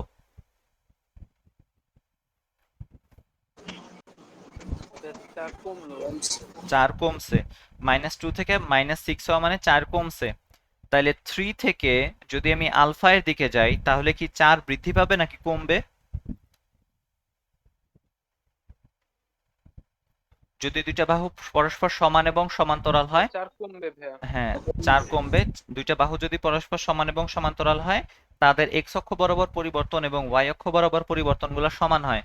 যেমন আমরা এইমাত্র দেখলাম তার 2 একক থেকে -2 থেকে -6 হয়েছে, 4 একক কমছে। তাহলে এইখানে 3 থেকে যখন সে আলফা হবে তখন তার ভ্যালু 4 একক কমবে। তাহলে আলফা এর ভ্যালুটা কত হওয়া উচিত? 4 থেকে, সরি 3 থেকে 4 বাদ দিতে হবে। 3 থেকে 4 কমাইতে হবে আর কি ভ্যালু। তাহলে সংখ্যা রেখা 4 থেকে পিছনের দিকে 4 একক আসলে কত হবে? -1। আমরা দেখো আলফা এর ভ্যালু কত পাইছি? -1ই পাইছিলাম। ব্যাপারটা কি বুঝতে পারলাম কি হইলো? জি ভাইয়া বুঝতে সবাই বুঝছি? আহনাফ বললো তো, রাকিব, সামিন, রাগিব, জি ভাই। গুনগুন। আচ্ছা, জি ভাই। তাহলে আমরা দেখলাম এক্স অক্ষ বরাবর পরিবর্তনটা দুই পাশেই খাটলো। আচ্ছা, ঠিক একইভাবে এবার আমরা ওয়াই অক্ষ বরাবর পরিবর্তনটা চিন্তা করি, দেখি মেলে কিনা। তাহলে এ বি এবং সিডি নিয়েই আবারও কাজ করি। -1 থেকে +5 পর্যন্ত গেছে, কত একক বাড়ছে নাকি কত একক কমছে? কত একক কমলো না বাড়লো বলো তো? ব্যবধানটা কত আগেটা বলো, ব্যবধানটা কত আগে? ভাইয়া বাড়ছে ভাইয়া। কত কত বাড়ছে? 6 ভাইয়া। 6 একক বৃদ্ধি পাইছে। তাহলে -4 থেকেও এইদিকে 6 একক বৃদ্ধি পাওয়ানো উচিত। জি ভাইয়া। তা কত হয়? 2 +2 হয়, তাই না? দেখো তো এইখানে আমরা বিটার ভ্যালু কত পাইছি? বিটার ভ্যালু কিন্তু আমরা 2ই পাইছি। বুঝতে পারছি? আচ্ছা, জি ভাইয়া। এখন একই কাহিনী। যদি এখন আমরা কাজ করলাম এ বি এবং সিটি নিয়ে, এ বি এবং সিটি নিয়ে কাজ করে আমরা দেখলাম যে আলফা বিটাতে দেখি ঠিক মতো বাইর হইলো। সূত্র দিয়ে করলেও যা হয়, এরকম এই হিসাব ধরে ধরে করলেও তাই হয়। আচ্ছা, তাহলে এবার দেখি এডি এবং বিসি বরাবর ঘটনাটা সত্যি নাকি, তার কারণ এরা দুইজন তো পরস্পর সমান এবং সমান্তরাল, তাই না? আচ্ছা, তাইলে প্রথমত আমরা হচ্ছে এইখান থেকে এইখানে যাব, মানে আলফা এর দিকে যাওয়ার চেষ্টা করতেছি যাতে আমাদের জন্য হিসাব করা ইজি হয়। তাহলে -2 থেকে +3 হয়েছে এক্স অক্ষ বরাবর পরিবর্তন এই বিন্দুতে এডিতে। -2 থেকে +3 কি হয়েছে এখানে? বৃদ্ধি পাইছে, বাড়ছে। বলো, এত একক বাড়ছে, এভাবে বলো তাহলে তো বুঝতে সুবিধা হয়। একবারে অ্যান্সার দিয়ে দিলেই তো হয়। 5 একক ভাইয়া বৃদ্ধি পাইছে। হ্যাঁ, তাহলে এডিতে 5 একক বৃদ্ধি পাইছে। তাহলে -6 থেকেও 5 একক বৃদ্ধি করব। -6 এর সাথে 5 যোগ করো, কত হয়? -1। -1 ভাইয়া। আমরা আলফার ভ্যালু কিন্তু -1ই পাইছিলাম। একইভাবে এবার এটি বরাবর কোটি নিয়ে চিন্তা করি। -1 থেকে -4 হয়েছে, কি হয়েছে এই জায়গায়? 3 একক মানে কমছে ভাইয়া। 3 একক কমছে। তাহলে এই 5 থেকে 3 একক কমায় দাও, দেখো বিটা পাও নাকি? কত আসে? 2। 2 আসে। আমরা কিন্তু বিটার ভ্যালু 2ই পাইছিলাম, অর্থাৎ -1 2। অর্থাৎ আমরা দেখলাম যে সমান এবং সমান্তরাল হইলে যেই দিক থেকেই চিন্তা করি না কেন, আমাদের জন্য সি বিন্দুটা বের করা আহামরি কঠিন কিছু না। এই মূল মধ্যবিন্দুর ইকুয়েশন যদি কেউ নাও জানে তাইলেও কিন্তু জিনিসটা সলভ করা সম্ভব। এটা কি বুঝতে পারলাম? মধ্যবিন্দু ইকুয়েশন না জেনেও আমরা কিন্তু ম্যাথটাকে সলভ করে ফেলছি। আচ্ছা, এটা ছিল হচ্ছে এই সামান্তরিকের জন্য লার্নিং। ওকে, তারপরের ম্যাথে দেখি আমরা। এগুলো সহজ সহজ অঙ্ক, একদম বাংলা কথা। সেটা হচ্ছে বলা হয়েছে যে 2 -5 এবং 3 2 বিন্দুদ্বয় সংযোজক রেখাংশকে এক্স অক্ষ যে অনুপাতে বিভক্ত করে তা নির্ণয় করো। 2 -5 এবং 2 3 বিন্দুদ্বয় সংযোজক রেখাংশকে এক্স অক্ষ যে অনুপাতে বিভক্ত করে। আচ্ছা দেখি এটা কই আছে। তাহলে এইখানে দিলাম, ওয়েট,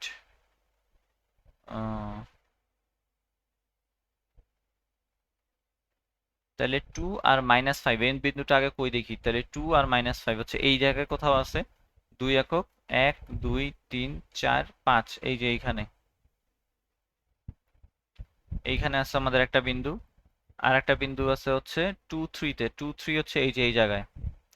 এখন জিজ্ঞেস করছে এই যে সংযোজক সরলরেখা, তাহলে এটার সংযোজক সরলরেখা যদি আঁকি দেখা যায় যে সেটা কি একটা ভার্টিক্যাল লাইন, ডিরেক্ট একটা ভার্টিক্যাল লাইন। বলছে সংযোজক রেখাংশকে এক্স অক্ষ কত অনুপাতে ছেদ করে, তাহলে এক্স অক্ষ কই আছে? এইখানে আছে। তাহলে বলো তো এই বিন্দুটা কত হবে স্থানাঙ্ক? আমরা এই বিন্দুর স্থানাঙ্ক লিখে দিচ্ছি। এটা হচ্ছে 2 3, এইটা হচ্ছে 2 -5। তাহলে বলো এই বিন্দুর স্থানাঙ্ক কত হবে, আগে এটা বলো। হুম 20 ভাই। হ্যাঁ 2 0 হবে, সাবাস। এই বিন্দুটা হবে 2 0। তাহলে এটা যদি 2 0 হয় তাহলে সে এক্স অক্ষ যে অনুপাতে বিভক্ত করে না, তো দেখা যাইতেছে এক্স অক্ষ বরাবর কোনো পরিবর্তন নাই। তাহলে ওয়াই অক্ষ বরাবর চিন্তা করি, তাহলে আসলে বিভক্ত করছে কতটুকু অঞ্চলে, এইটুকু অঞ্চলে এবং এইটুকু অঞ্চলে। তাহলে উপরের অঞ্চলটুকুতে কত একক আছে? 3 একক। আর নিচের অঞ্চলে আছে 5 একক। এখানে আছে 3 একক, এখানে আছে 5 একক, তাই না? বুঝছি না বুঝিনি? জি ভাইয়া। আচ্ছা, তাহলে বলো অ্যান্সার কত হবে, কত অনুপাতে বিভক্ত করলো?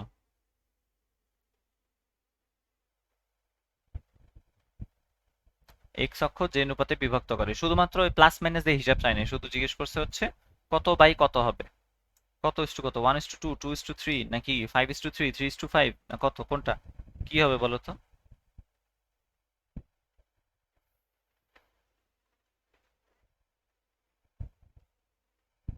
বে 3:5। 3:5 হবে, কারণ তোমার কাছে মনে হলো এটা উপরে আছে এটা নিচে আছে। আসলে কি, কিন্তু কোশ্চেনে যেই বিন্দুটা আগে দেওয়া থাকবে সেই বিন্দুটা থেকে আমাকে একক হিসাব করতে হবে। যেহেতু 2 - 5 আগে দেওয়া ছিল, তাই 2 - 5 থেকে প্রথম যেই দৈর্ঘ্যটা আসে সেটা হচ্ছে 5 একক, পরেরটার জন্য আসে 3 একক। তাই যখন অ্যান্সার লিখতে হবে তখন আগের বিন্দুটাকে আগে রাখতে হবে, আগের বিন্দুর সাথে যেটুকু আছে। তার মানে এটা হবে হচ্ছে 5:3। বুঝতে পারছি, মনে থাকবে এটা, এর জন্য ভুল না হয় কোনোদিনও। হ্যাঁ, এটা পরে কাজে লাগবে আবার। বুঝছি না? জি ভাইয়া। আচ্ছা, এখন বলছে এ বি সরলরেখাটি 3 3 এবং 8 5 বিন্দুদ্বয় দ্বারা সমত্রিখণ্ডিত হয়। এ বি একটা সহজ স্বাভাবিক জীবনযাপন করতেছিল, তারে আবার 3 ভাগে ভাগ করে ফেলাইছে কে? এই দুইটা বিন্দু। তাহলে এইখানে একটা বিন্দু, এইখানে একটা বিন্দু দিলাম, এটা হচ্ছে এ আর এটা হচ্ছে বি। এই বিন্দু দুইটার নাম দিলাম পি এবং কিউ। আচ্ছা, দেওয়াই আছে পি কিউ। তাহলে পি আর কিউ হচ্ছে 3 3 আর কিউ হচ্ছে 8 আর 5। হ্যাঁ, তাহলে এখন এ এবং বি বিন্দুর স্থানাঙ্ক জিজ্ঞেস করছে, তাই না? আচ্ছা, এমনিতে এইটা চাইলে তো সহজভাবে খুব মানে বড়লোক স্টাইলে আমরা করতে পারি কি, যে এইটুকু অংশকে মধ্যবিন্দু চিন্তা করে, যে এ কিউ এর মধ্যবিন্দু হচ্ছে পি, এইটুকু চিন্তা করে এ কিউ এর মধ্যবিন্দু পি, এইটার জন্য আমরা একটা ফর্মুলা অ্যাপ্লাই করতে পারি। একটু লিখে দেখি আমরা। এটার নাম দিলাম হচ্ছে আলফা বিটা, এইটার নাম দিলাম হচ্ছে আলফা বিটা, তারপরে কি আসে গামা আর ডেল। এটার নাম দিলাম হচ্ছে গামা। ডেল কেমনে দেয়? গামা আর ডেল, হ্যাঁ, আলফা বিটা আর গামা ডেল দিলাম। তাহলে এখন বলতেছি আমরা যে এ কিউ এর মধ্যবিন্দু হচ্ছে পি, তাহলে পি বিন্দুর যে ভুজ হবে সেটা হচ্ছে এ এবং কিউ এই দুইটার গড়। এ আর কিউ এর গড় হচ্ছে alpha plus 8 divided by 2। P বিন্দু যে কোটি সেটা হবে হচ্ছে এ কিউ এর কোটিদ্বয়ের গড়, তার মানে বিটা প্লাস 5 ডিভাইডেড বাই 2। এইভাবে আলফা বিটা বের করা তো ট্র্যাডিশনাল নিয়ম, এগুলা তো সবাই পারে, এই জিনিসটা আমরা করছি। এখন আমরা ওই যে স্পেশাল নিনজা টেকনিক ব্যবহার করব। সেটা হচ্ছে আমরা কি করলাম, যে তখন হচ্ছে পরিবর্তন দেখতেছিলাম কোন দিক বরাবর কোন দিকে গেছে। তাহলে এক্স অক্ষ বরাবর পরিবর্তনটা চিন্তা করি, পি কিউ এর কথা চিন্তা করো এইখানে। আচ্ছা হ্যাঁ, এখন দেখা যাইতেছে, সুন্দর, নাইস। তাহলে পি থেকে কিউতে যদি যাওয়ার কথা চিন্তা করি আগে, তাহলে এক্স অক্ষ বরাবর পরিবর্তন কত পি থেকে কিউতে? আচ্ছা, এটা তো বুঝি যে এই যে যখন 3 ভাগে ভাগ করলো, তিনটা তো সমান, তাই না? তাই প্রত্যেকবার হচ্ছে সে সমান হারে সামনের দিকে আগাবে, কিংবা সমান হারে সামনের দিকে পিছনের দিকে যাবে আর কি। হ্যাঁ, তাহলে পি থেকে যখন কিউতে গেলাম তখন এক্স অক্ষ বরাবর পরিবর্তন কত?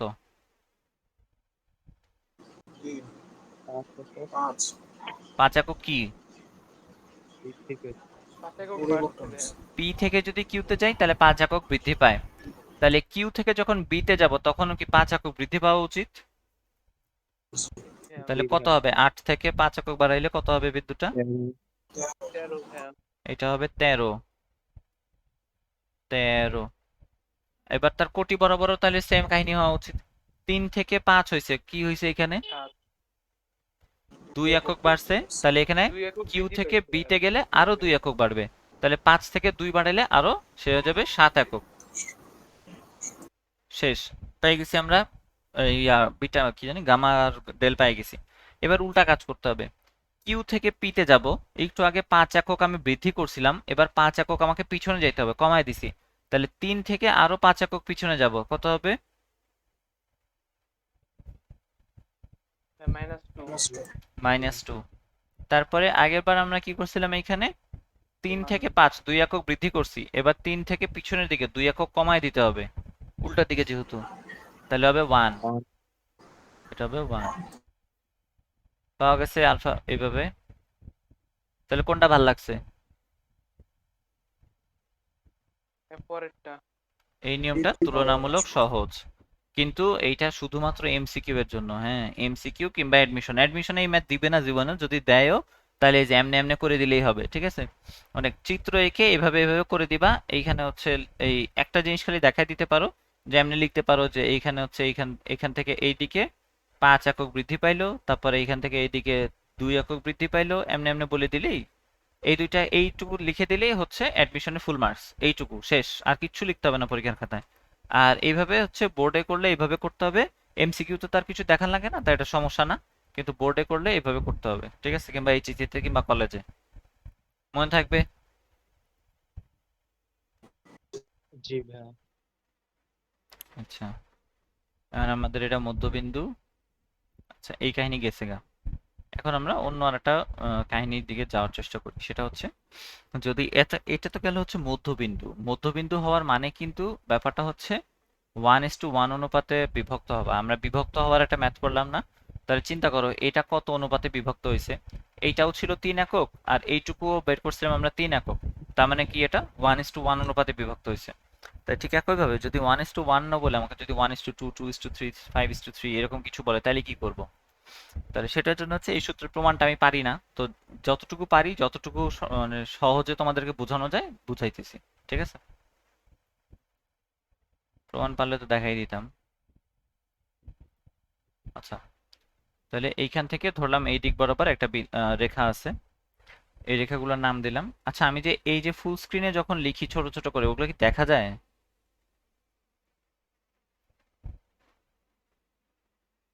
এখন কি লেখাগুলো তোমরা আদৌ দেখতে পাও, এটা বলো তো আমাকে একটু। আচ্ছা দেখি ভাইয়া। আচ্ছা, ভালো।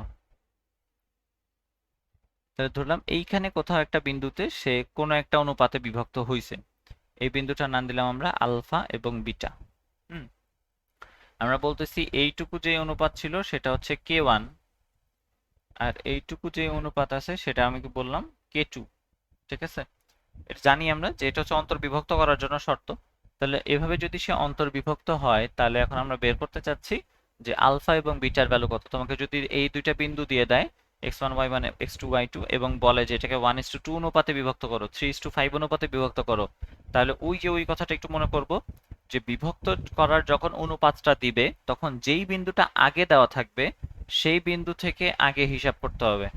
অর্থাৎ তোমাকে যদি বলে দেয় যে 2 3 এবং হচ্ছে 5 9, এটাকে হচ্ছে তুমি এই দুইটা বিন্দুকে হচ্ছে 5:3 অনুপাতে বিভক্ত করো, তার মানে কি?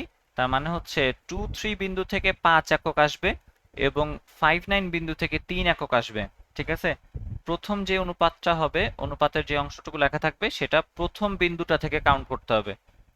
তাহলে দেখো, সেই কারণে আমরা x1 y1 এর সাথে k1 কে রাখছি, উল্টাটার সাথে কিন্তু রাখি নাই, k2 এর সাথে রাখি নাই, কিন্তু x1 y1 এটা প্রথম বিন্দু, তাই এটাকে প্রথম অনুপাতের সাথে রাখা হয়েছে, এটা দ্বিতীয় বিন্দু, তাই এটাকে দ্বিতীয় অনুপাতের সাথে রাখা হয়েছে। ব্যাপারটা কি বুঝতে পারলাম? এটা জানি ভুল না হয় কখনো, ভুল হলে এই জায়গাতেই হবে, এই ম্যাথে অন্য কোথাও ভুল হওয়ার কোনো সম্ভাবনা নাই। আচ্ছা, তাহলে সূত্রটা কি? এখান থেকে আলফা এর বিটা বের করার সূত্রটা হইতেছে ডিরেক্ট আলফা ইকুয়ালস, আমি যেভাবে করি আর কি, বসে বসে এখানে k1 লিখি, তারপরে k2 লিখি, নিচে হচ্ছে যোগফল বের করি, উপরে একবার k1 লিখি, তারপরে একবার k2 লিখি, প্লাস চিহ্ন দিই মাঝখানে, আবার আগের বার নিচে যা লিখি উপরেও তাই লিখি। তারপরে মনে রাখতে হবে যে এটা হচ্ছে 1 to 2 1 এর সূত্রটা আর কি। k1 যদি থাকে ভুজ নিব বিপরীতটা, সূত্রে বসানোর সব আবার উল্টা, ভুজ নিব বিপরীতটা। k2 যদি থাকে ভুজ নিব হচ্ছে বিপরীতটা, অর্থাৎ k1 থাকলে x2, k2 থাকলে x1। এই অর্ডারটা একটু মেনটেন করবা, তোমাকে কোশ্চেনে যেই প্যাটার্নে দিছে বা হচ্ছে k1 k2 তো দেওয়া থাকে, তো তুমি নিচে যেটা লিখছো উপরে ওইটাই লিখবো, তারপরে x1 y1 y sorry x1 x1 x2 y1 y2 এভাবে বসাবো। তাহলে পরে আলফাটার জন্য দেখি, সরি বিটার জন্য দেখি, আই লিখতেছি কেন, বিটার জন্য আমরা পাইতেছি দেখো আবারও একই রকম। প্রথমত নিচে লিখবো k1 প্লাস k2, উপরেও লিখবো k1, সরি এটা আবার কি লিখে দিলাম, k1 প্লাস k2, উপরে একটু জায়গা রাখবো কারণ এক্সট্রা জিনিসপত্র লিখতে হয়। তারপরে k1 এর সাথে কে আসবে তাহলে বলো তো বুদ্ধি করে, y2 আসবে, k1 এর সাথে y2 এবং k2 এর সাথে y1। এই দুইটা হচ্ছে মানে এই দুইটা সূত্র অ্যাপ্লাই করে দিলেই হচ্ছে আমরা আলফা এবং বিটার ভ্যালু পেয়ে যাব। আচ্ছা, তো এই কাহিনী সবাই আমরা জানি, সমস্যা নাই। আচ্ছা, কিন্তু যদি তোমাকে কোথাও একটাতে এগুলো দেওয়া থাকে, x1 y1 দেওয়া আছে, আলফা বিটা দেওয়া আছে, x2 y2 দেওয়া আছে, হুম, তখন আমাকে ধরো বের করতে বলছে k1 আর k2 বের করতে, তাইলে কি করব বলো তো? তখন দেখো এইখানে যখন আমরা সমীকরণটা বসাবো তখন এইখান থেকে আলফা এর ভ্যালু জানি, x1 x2 এর ভ্যালু জানি, x1 x2 এর ভ্যালু জানি, হ্যাঁ, তাহলে k1 এবং k2 নিয়ে একটা কি পাওয়া যাবে, দুই চলক বিশিষ্ট একটা কি বলে এটারে, কি জানি বলে, দুই চলক বিশিষ্ট একটা সমীকরণ পাওয়া যাবে, একঘাত বিশিষ্ট দুই চলকের সমীকরণ। আবার যদি আমি এর ভিতরে বিটার ভ্যালু বসায় দেই, x1 সরি y1 y2 বসায় দেই, তাহলে এখান থেকেও আমি k1 k2 এর একটা হচ্ছে দুই চলক বিশিষ্ট একঘাত সমীকরণ পেয়ে যাব। এইটাও একটা দুই চলক বিশিষ্ট একঘাত সমীকরণ, এটাও দুই চলক বিশিষ্ট একঘাত সমীকরণ। তখন সেটাকে আমরা ব্যবহার করে কি করতে পারি, কি জানি বলে এটাকে, মানে বিন্দু দুটাকে সমাধান করে k1 এবং k2 সলভ করে বের করে ফেলতে পারি। তারপরে হচ্ছে এখান থেকে k1 এবং k2 পাওয়া গেল। এইটা একটা উপায়, যেখানে আমরা কি করতেছি, প্রথমত বিন্দুগুলাকে বসাইতেছি দুই জায়গায়, সবগুলা বিন্দুকে বসাইতেছি, তারপর তাদেরকে সমাধান করতেছি, সেইখান থেকে আমি k1 এবং k2 বের করতেছি। হুম, এইটা একটা সমাধান, এটা সম্ভব, এটা চাইলে বের করতে পারো। বলে দিই, আমি এখানে লিখে দিই, ধরো দুই বিন্দু এবং এটা শুধু অন্তর্বিভক্ত করানোর জন্য, কিন্তু বহির্বিভক্ত করার জন্য, দুইটি বিন্দুর স্থানাঙ্ক এবং যদি আলফা বিটা দেওয়া থাকে তাহলে স্টেপগুলো হবে, প্রথমত সূত্রে বিন্দু বসাবো, তারপরে দুইটা সমীকরণ পাওয়া যাবে, দুইটি সমীকরণ বা ইকুয়েশন, সংক্ষেপে আমরা লেখে ইকুয়েশন পাবো। এই ইকুয়েশন দুইটা সমাধান করলে k1 k2 পাওয়া যাবে। সমাধানে k1 k2 পাবো, হ্যাঁ, k1 তোমার কোশ্চেন এটাই জিজ্ঞেস করে যে আসলে যে কত অনুপাতে বিভক্ত হইলো, তাহলে k1 k2 পেয়ে গেলাম, তাহলে তো আমার হয়ে গেল। আচ্ছা, ডিফারেন্ট একটা অ্যাপ্রোচ আছে, ডিফারেন্ট অ্যাপ্রোচটা কি, আমরা যখন k1 k2 টা বের করতেছিলাম, যেমন ধরো আমরা একটা ম্যাথ করছিলাম, সেখানে ছিল 5 ইউনিটস এবং 3 ইউনিটস, সরি হ্যাঁ 5:3 একটা ম্যাথ করছিলাম না, ওখান থেকে অ্যান্সার ছিল 5:3। আচ্ছা, এই 5:3 আমরা জানি না যে এইটাকে যদি পুরো ভগ্নাংশটা, এটা তো একটা ভগ্নাংশ তাই না, 5/3, এটাই তো, এই জিনিসটা তো এইটাই। এখন লব এবং হরকে যদি আমি 3 দিয়ে ভাগ করে দেই, লব এবং হর উভয় পক্ষকে যদি আমি 3 দিয়ে ভাগ করে দিই, তাহলে উপরে আসে হচ্ছে 5/3, নিচে আসে হচ্ছে 3/3, অথবা এখানে আসে হচ্ছে 5/3 ডিভাইডেড বাই 1, তাই না? তাহলে এই ইয়াটাকেই কি বলে, এই অনুপাতটাকেই আমরা তাহলে এবার কি লিখতে পারলাম, 5/3:1, এভাবে লেখা যায়। দেখো এই জিনিসটাকেই কিন্তু আমি এইরকম বানায় ফেললাম, এটা কি বুঝতে পারছি? জি ভাইয়া। আচ্ছা, এটা যদি বুঝে থাকি যে আমরা এখান থেকে এইটা পাইছি, তাহলে এখন বলো তো k1 k2 থেকে k1:k2 যদি আমার কাছে থাকে, তাহলে এইটাকে আমরা লিখতে পারবো হচ্ছে k1/k2:1। 1 হুম, আচ্ছা, k1 এবং k2 এটা নিচে কি একটা ভগ্নাংশ কিংবা একটা সংখ্যা মূলত, যেটা একটা ভগ্নাংশ হিসেবে আছে। তাহলে এই সংখ্যাটাকে আমি ধরলাম হচ্ছে m1, সংখ্যাটাকে ধরলাম m1, ঠিক আছে, বুঝতে পারছি। তাহলে কি করলাম, এখন m এর ভ্যালু ধরো আমি পাইছি, m এর ভ্যালু যদি আমি ধরো ম্যাথ করে আমি m এর ভ্যালু পাইলাম হচ্ছে 3/2, তাহলে বলো তো k1 k2 কত হবে, k1:k2 টা তাহলে কত হবে, 3:2 হবে। বুঝতে পারছি তাহলে আমার উদ্দেশ্যটা কি, আমার উদ্দেশ্য হচ্ছে আমি দুইটা ভ্যারিয়েবল নিয়ে কাজ করব না, আমি কে1 এবং কে2 থেকে একটা ভ্যারিয়েবল বানাবো এম। সেই এমটাকে যদি আমি বের করে ফেলতে পারি তাহলে তো আমার কে1 কে2 পাওয়া যায়। অর্থাৎ পুরো সমীকরণ পুরো ঘটনাটাকে আমি একটা ভ্যারিয়েবলের ভিতরে নিয়ে আসলাম, যাতে আমাকে এই যে দুইটা সমীকরণ এভাবে সমাধান করতে না হয়। ক্যালকুলেটর থাকলে মাঝে মাঝে এগুলো সমাধান করা সহজ, কিন্তু এই জিনিসগুলো আসলে ভগ্নাংশে অ্যান্সার আসে বেশিরভাগ, দেখছো না ভগ্নাংশে আসছে। তো এই কে1 কে2 এর ভগ্নাংশ নিয়ে কাজ করতে গেলে কিন্তু তুমি অপনয়ন প্রতিস্থাপন এগুলো মুখে মুখে করতে পারবে না। মুখে মুখে করা যায় অপনয়ন প্রতিস্থাপন, যদি এগুলো হয় কি কোনো ভগ্নাংশ না থাকে, যদি মানে সিমেট্রিক্যাল হয় আর কি, তাইলে ইজিলি করা যায়। কিন্তু ভগ্নাংশ থাকলে ক্যালকুলেটর সাহায্য নেওয়াই লাগে। তো ওই ঝামেলার ভিতরে আমরা যাব না, আমরা একটা ভ্যারিয়েবল নিয়ে কাজ করি তাহলে শুধুমাত্র। এটার উদ্দেশ্য কি দেখি, এটা নিয়ে আমরা কোনো ম্যাথ করতে পারি নাকি।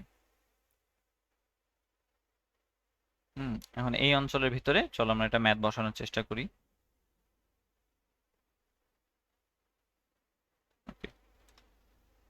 তাহলে ধরো একটা বিন্দু তোমাকে দিয়ে দিছি আমি, একটা রেখা টাইনে নেই আগে।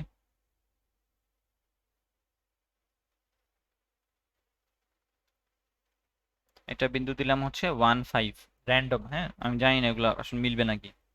আর এটা দিলাম হচ্ছে 9 আর 21। তোমাকে আমি এইখানে একটা বিন্দু দিলাম, সেই বিন্দুটা হচ্ছে 4 আর 11। 4 আর 11 যদি দেই, আহ আর জিনিস আগে দেখতে হবে 4 আর 11 আদৌ এর ভিতরে আছে নাকি। আচ্ছা থাকারই কথা, 4 আর 11 এর উপরেই থাকার কথা, আমি মেবি হিসাব করছিলাম। আচ্ছা 4 আর 11, তাইলে এখন আমাকে কোশ্চেনে দিছে যে এই দুইটা বিন্দু দেওয়া আছে, 4 1 4 11, এই বিন্দুটা এই দুইটা বিন্দুকে কত অনুপাতে বিভক্ত করে। ঠিক আছে, প্রশ্ন হচ্ছে কত অনুপাতে বিভক্ত করে 4 1 বিন্দুটা। বিন্দুটি কত অনুপাতে বিভক্ত করলো,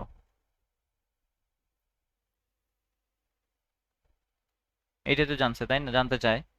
তাহলে ওই যে বললাম, এখানে কি ধরতে পারি আমরা, চাইলে এটাকে কে1 ধরতে পারি, এটাকে কে2 ধরতে পারি। তারপরে আমরা ইকুয়েশন ফর্ম করে কে1 কে2 এর ভ্যালু বের করতে পারি। কিন্তু ওই ঝামেলার ভিতরে আমরা যাব না, হুদাই সময় নষ্ট। মনে না থাকলে ওই কাহিনী, মানে একদম মানে যারা একদম অ্যামেচার তারা ওই কাজটা করতে পারে। আমরা তো এখন প্রো হয়ে গেছি তাই না, তো আমরা এখন ওই কাজ করব না। তাহলে আমরা প্রথম অংশটুকুকে ধরবো সবসময় এম, এবং পরের অংশটুকুকে আমি কত ধরবো বলো তো, কত? 1 ওয়ান। 1 ধরবো। পরেরটাকে ধরবো 1, কারণ আমরা মানে ধরেই নিছি যে আমরা রেজাল্ট হিসাবে পাবো হচ্ছে m/1। ওই বুদ্ধিটা কাজে লাগাই আমরা এখন। আচ্ছা ভাইয়া, বলো। প্রথম অংশটাকে এম ধরতেছি, যে মানে প্রথম অংশটা প্রথমে দেওয়া ছিল বলে এম ধরতেছি, মানে এই মানে 1 5টাকে। হ্যাঁ হ্যাঁ হ্যাঁ হ্যাঁ হ্যাঁ, যদি ওই যে 9 যদি 5 ভাই আমরা 9 21 আগে দেওয়া থাকতো তাহলে এইটাকে এম ধরা লাগতো। আচ্ছা উল্টাভাবেও করা যায়, উল্টাভাবে করা যায়। ব্যাপারটা কি তখন হচ্ছে কি, তখন ঘটনাটা হচ্ছে তখন যদি তুমি 1:m ধরো, তাইলে তোমার ধরো আসছে হচ্ছে 3/2। তখন অনুপাতটা আসলে এরকম হবে না, অনুপাতটা হবে তখন 2/3। বুঝতে পারছো? জি আগের ভাইয়া, মতোই 2/3। এই m/1 ধরলে এই 3/2 হয়ে যায় হচ্ছে 3:2। কিন্তু যদি তুমি 1/m ধরো, তাহলে অ্যান্সার যদি আসে 3/2, সেটা হয়ে যাবে তখন 2/3 বা 2:3 আর কি। ঠিক আছে, এই জন্য যেটা ইজি আর আমাদের জন্য সেটাই তো করবো তাই না, যেটা মানে ভাবতে ইজি হয় সেই জন্য করছি। এমনিতে তো সিম্পলিফাই করার উদ্দেশ্য ছিল, সেই কারণে মনে রাখবো আর কি। সহজ হিসাব, যে বিন্দুটা আগে দেওয়া থাকবে তার সাথে এম, অন্যটার সাথে 1। আচ্ছা তাহলে এখন দেখো, আমরা যে কোনো একটা বিন্দু নিয়ে কাজ করলেই হয়ে যাবে। আলফা এর জন্য সূত্রটা বসাই। আলফা, আলফা মানে কি, এই যে কোটিটা, সরি ভুজ, প্রথমটার জন্য ভুজ কত, 4 একক। তাহলে 4 এর জন্য আমি প্রথমত কি বলছিলাম, কি করব, প্রথমত অনুপাত দুইটা উপরে নিচে লিখবো, যোগফল। তাহলে উপরে হইলো নিচে হইলো m+1, উপরেও লিখলাম m+1। তারপরে কাজ কি ছিল, বাকি দুইটা বিন্দুকে ওইখানে বসায় দেওয়া। তাহলে প্রথমত m এর সাথে কে হবে, বিপরীত ভুজ, 9। তাহলে 9 হবে। m এর সাথে তার মানে 9, আর 1 এর সাথে কেটে আইবো, 1 আছে হচ্ছে এই 1 পাশে, এর এর বিপরীত ভুজ এই পাশে আছে 1, তাহলে 1ই আসবে, 1 এর সাথে 1। তাহলে দেখি এখান থেকে যদি আমরা সলভ করি, তাহলে এটা আসে হচ্ছে 4m+4 ইকুয়ালস হবে হচ্ছে 9m+1। সেখান থেকে আমরা পাই হচ্ছে কত, এখানে 5m,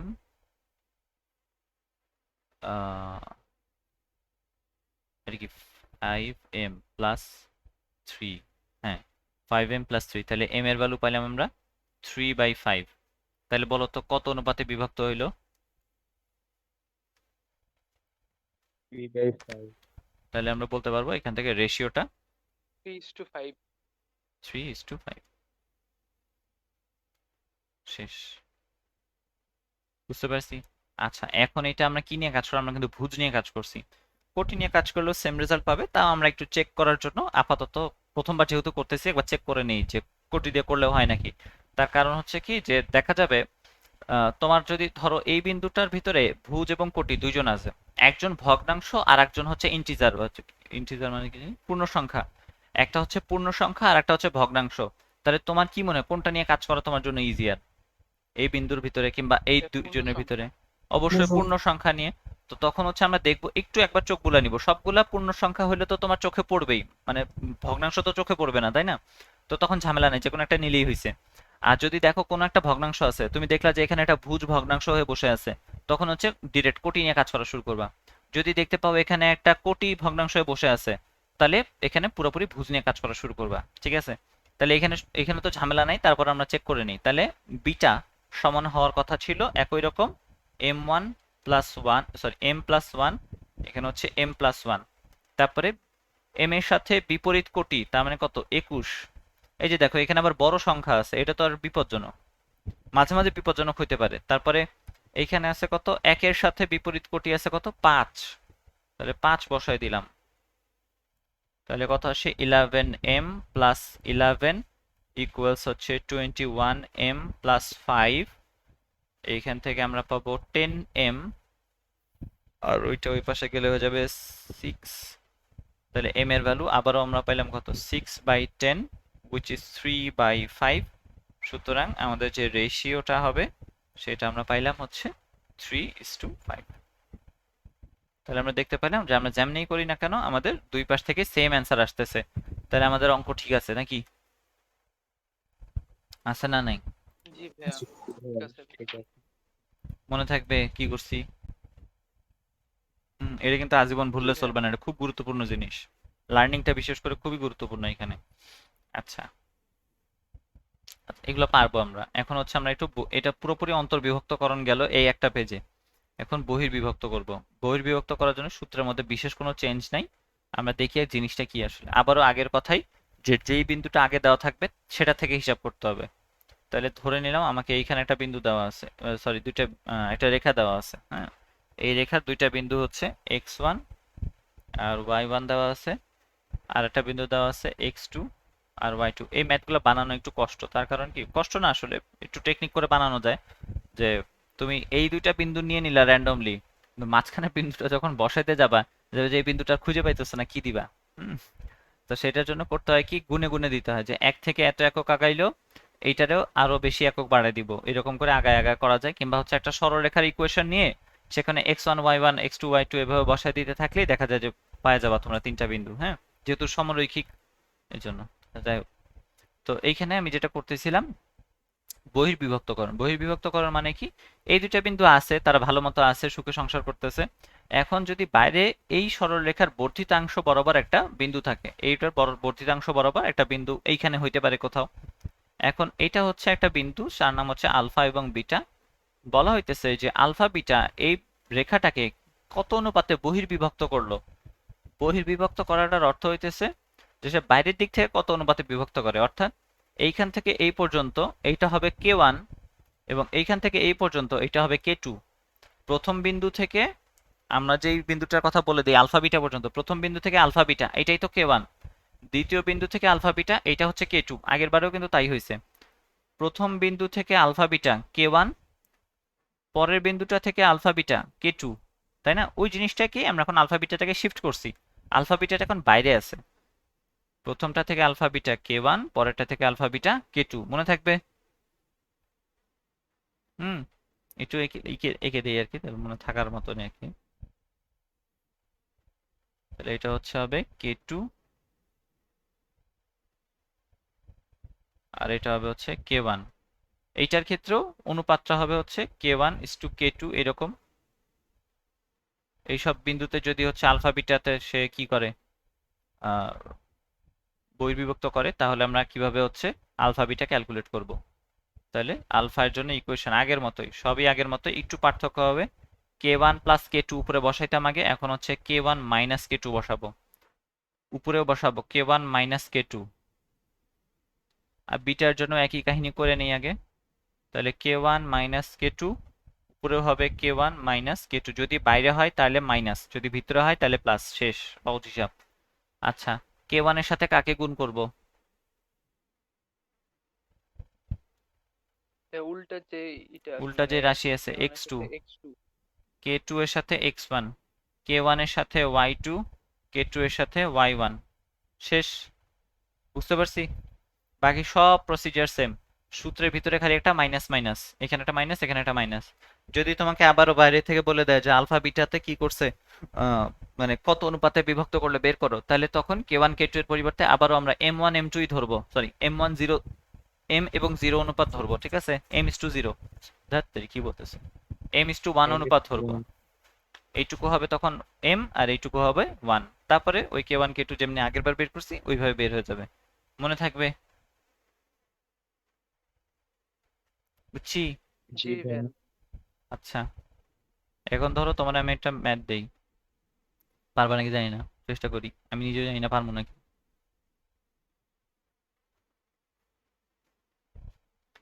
যা একটু বড় ত্রিভুজ লাগবে।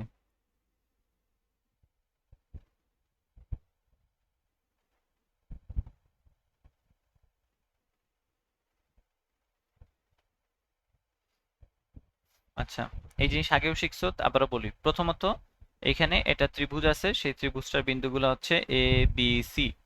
এর যদি আমি মধ্যমাগুলো আঁকি, হ্যাঁ মধ্যমা, তাহলে এইখানে যে মধ্যমাটা আঁকবো আমি, তাহলে এই মধ্যবিন্দুটার নাম কি হবে? নাম কি দেওয়া যায় বলো, বলো বলো বলো বলো। ওই মধ্যবিন্দুটার নাম কি দিতে হবে?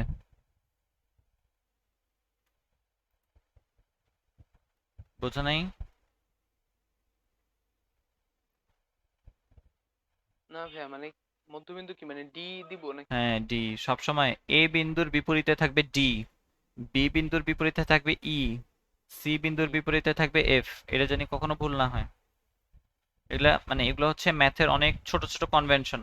টিচার যখন দেখবে যে তুমি এইখানে একটা ভুল করছো, হ্যাঁ, তখন সে বুঝবে যে তুমি আসলে যতই জানো না কেন, হ্যাঁ, টিচারদের কাজই হচ্ছে যে এই সূক্ষ্ম জিনিসগুলোকে নজর দেওয়া, হ্যাঁ।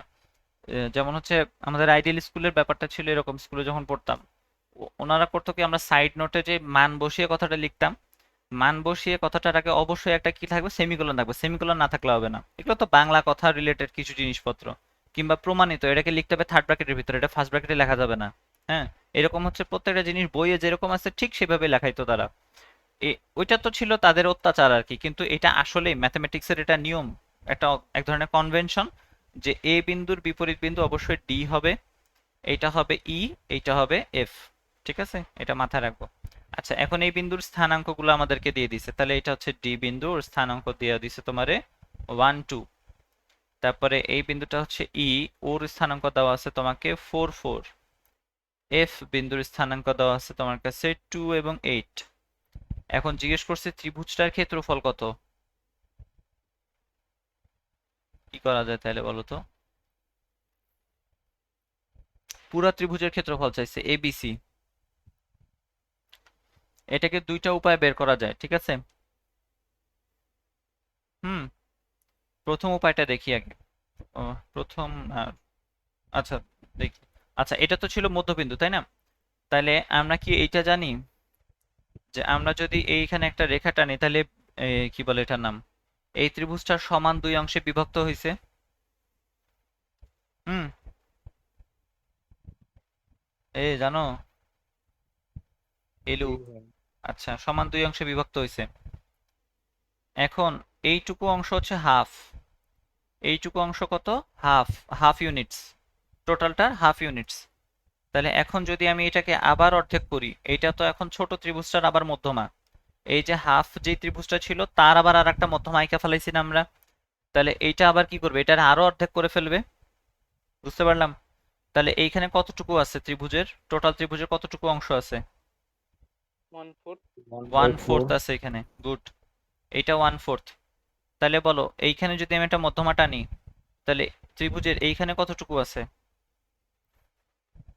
1/4 1/4 আছে। ত্রিভুজের এইখানে 4/1 এইখানে 4/1।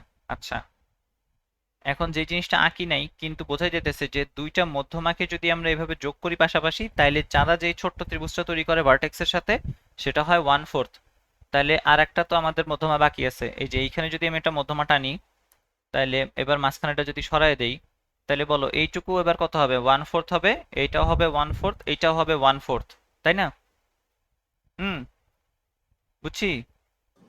তাহলে এখানে দেখা যাইতেছে যে এইখানে 3টা কোয়ার্টার আছে। কোয়ার্টার মানে 4/1 অংশ আছে 3টা, তাহলে বাকি 1 কোয়ার্টার কোথায়? এই মাঝখানে না?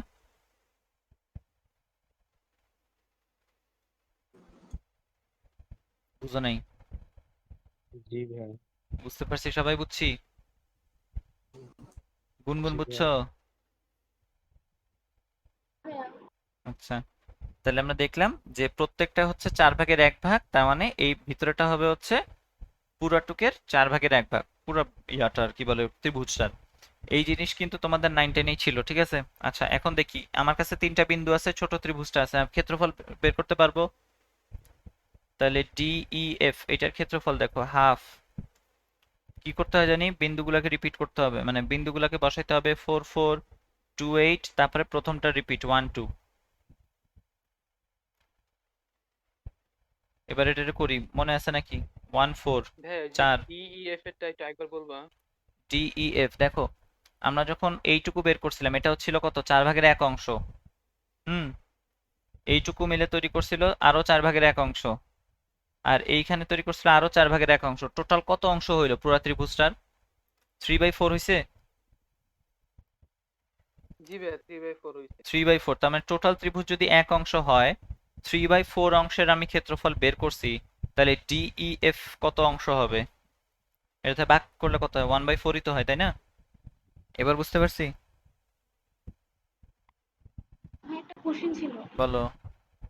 সেটা হলো আমরা এই ক্ষেত্রফলটা হাফ দিয়ে যে করতে পারি, নির্ণায়কের মাধ্যমে করতে পারি না, যেমন x1 y1 1 দেন x2 হ্যাঁ y2 হ্যাঁ, 1। ওটা তো করতেই পারি, ওটা তো বড় হয়ে শিখছি। আমি তো ওই যে বললাম 9-10 এর ফর্মুলা দিয়ে করতেছিলাম, এটা শুরুতেই দেখাইছি যে ত্রিভুজ দুই ভাবে বের করা যায়। যেভাবে ইচ্ছা সেভাবে করতে পারো, তোমার কাছে যেটা বেশি মানে ইজিয়ার মনে হবে তুমি সেটা করবা, আমার কাছে এটা বেশি সহজ লাগে, আমি এটা করি। আচ্ছা, এইটা কি ক্লিয়ার হয়েছে তোমার? বাকি অংশগুলো হচ্ছে 1/4 1/4 1/4, মানে এটা হচ্ছে ধরো 100 টাকার একটা নোট। 100 টাকার একটা নোটের মধ্যে এটা হচ্ছে 1/4, মানে কত? 25 টাকা। এটা 25 টাকা, এটা 25 টাকা, তাহলে বাকি থাকে কয় টাকা? তাহলে এটা বাকি হবে হচ্ছে 25 টাকা। তার মানে এর প্রত্যেকটা জিনিস আসলে সমান, মানে প্রত্যেকটা অংশ যে 4 ভাগে আমরা ভাগ করছি প্রত্যেকটাই সমান। তার মানে হচ্ছে এটা হচ্ছে 1/4 প্রত্যেকটাই। তাহলে আমি যদি এই ক্ষেত্রফলটা বের করে 4 দিয়ে গুণ করি, তাহলে কি পুরা ক্ষেত্রফলটা পেয়ে যাবো না পুরা ত্রিভুজের? জি হুম, ভাই। এটাই হচ্ছে আমাদের উদ্দেশ্য। তাহলে এবার 4 × 32, তারপরে হচ্ছে 4 মাইনাস, গুণ গুণ যেভাবে করছো ওইভাবে করে দেখো আমার সাথে উত্তর মিলে নাকি। 8 + 8, আবারও একটা 8 পাওয়া যাবে।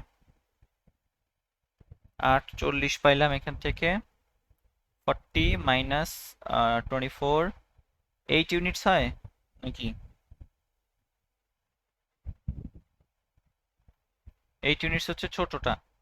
সুতরাং ABC এর ক্ষেত্রফল আমরা বলতে পারি ABC সমান হবে 4 × 8 স্কোয়ার ইউনিট, শুধু ইউনিটস বললে আবার হবে না, স্কোয়ার ইউনিটস বা বর্গ একক। এটা তো আমরা ক্ষেত্রফল বের করলাম, তাই না? এইভাবে ক্ষেত্রফল বের করতে পারি। আর ও যেটা বললো যে ওই যে আমরা যেটা একদম শুরুতে শিখছি, মনে আছে তো মনে হয় তোমাদেরই, হ্যাঁ ম্যাট্রিক্সের একটু বইয়েও দেওয়া আছে, দেখে জি নিও। ভাই। যে x1 y1 জি 1, ভাই। x2 y2 1, x3 y3 1, এভাবে করা যায়, তোমার ইচ্ছা।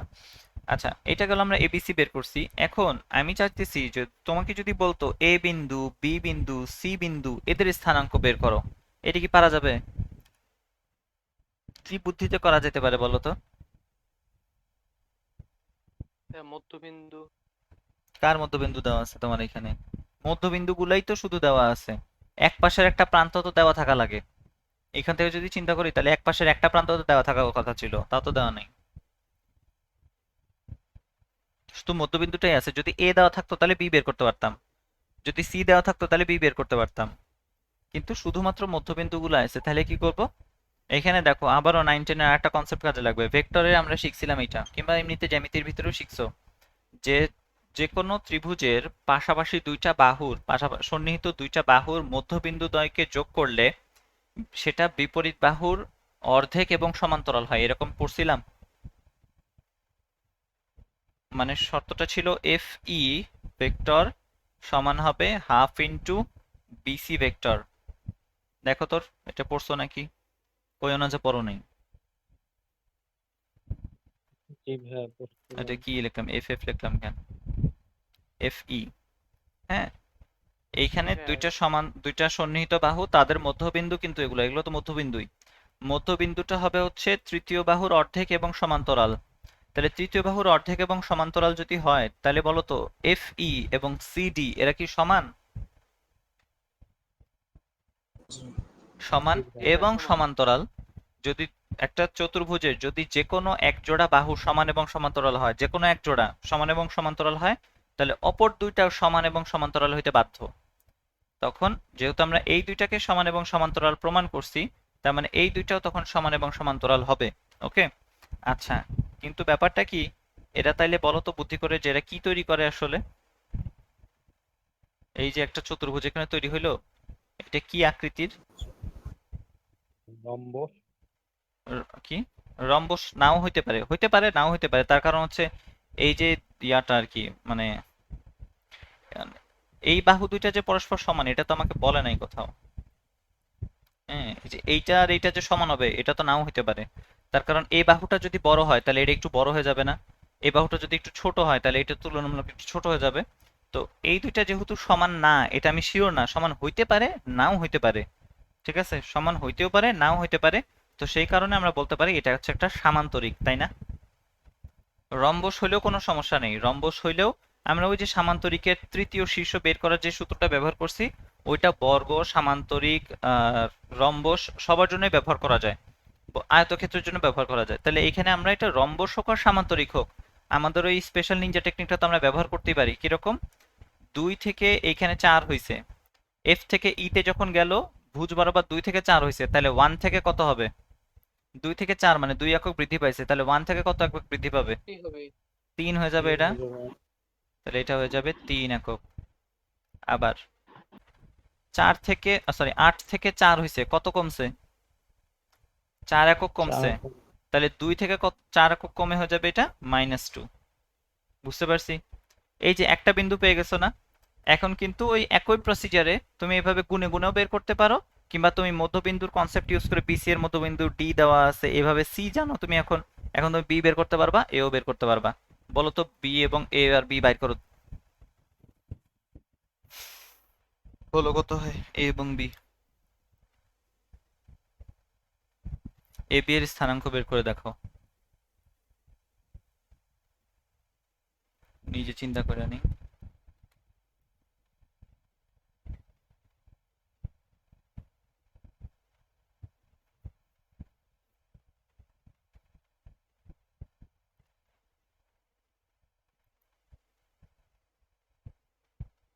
নির্ণায়ক দিয়ে তো মিলে না, আমার অ্যান্সার তো 16 আসে। হ্যাঁ -3,6 এটা এটা মেলে নাই, বি এর কোনটা 16 না আসে? মানে হাফ আর দিছিলে সামনে, নির্ণায়ক সামনে একটা আধা আছে। আচ্ছা আচ্ছা, সরি, দুঃখিত দুঃখিত। হুম হুম, তুমি এখনো ওইটাই বের করতেছো, এই জন্যই বলছি ওইটা না করতে, দেখছো কতক্ষণ লাগে। ওই নির্ণায়ক দিয়ে বিস্তার করার সময় ওই আঙ্গুল বসায় বসায় করা নির্ণায়কে অনেক আসলে, টাইম লাগে ভাই। হ্যাঁ আঙ্গুল বসায় এটা বসায় ওইটা অনেক বের বেশি। করার থেকে এটা অনেক সহজ। এবং এটা দিয়ে তুমি বহুভুজও সলভ করতে পারবা। তুমি নির্ণায়ক দিয়ে খুব বেশি হলে তিন বাহু, সরি তিনটা বিন্দু, কিন্তু এইটা দিয়ে তো আমি বহুভুজও সলভ করতে পারবো, যদি অ্যান্টি ক্লকওয়াইজ ঠিক মতো নেই, ওটা একটু গুরুত্বপূর্ণ।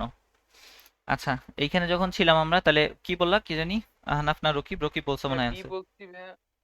জি ভাইয়া -3,6 -3,6 হয় নাই মনে হইতেছে, বলো। দেখো 3 থেকে 1 হয়েছে, 2 একক কমছে, তাহলে 1 থেকে আরো 2 একক কমার কথা। -3 কেন, -1 হবে না এটা?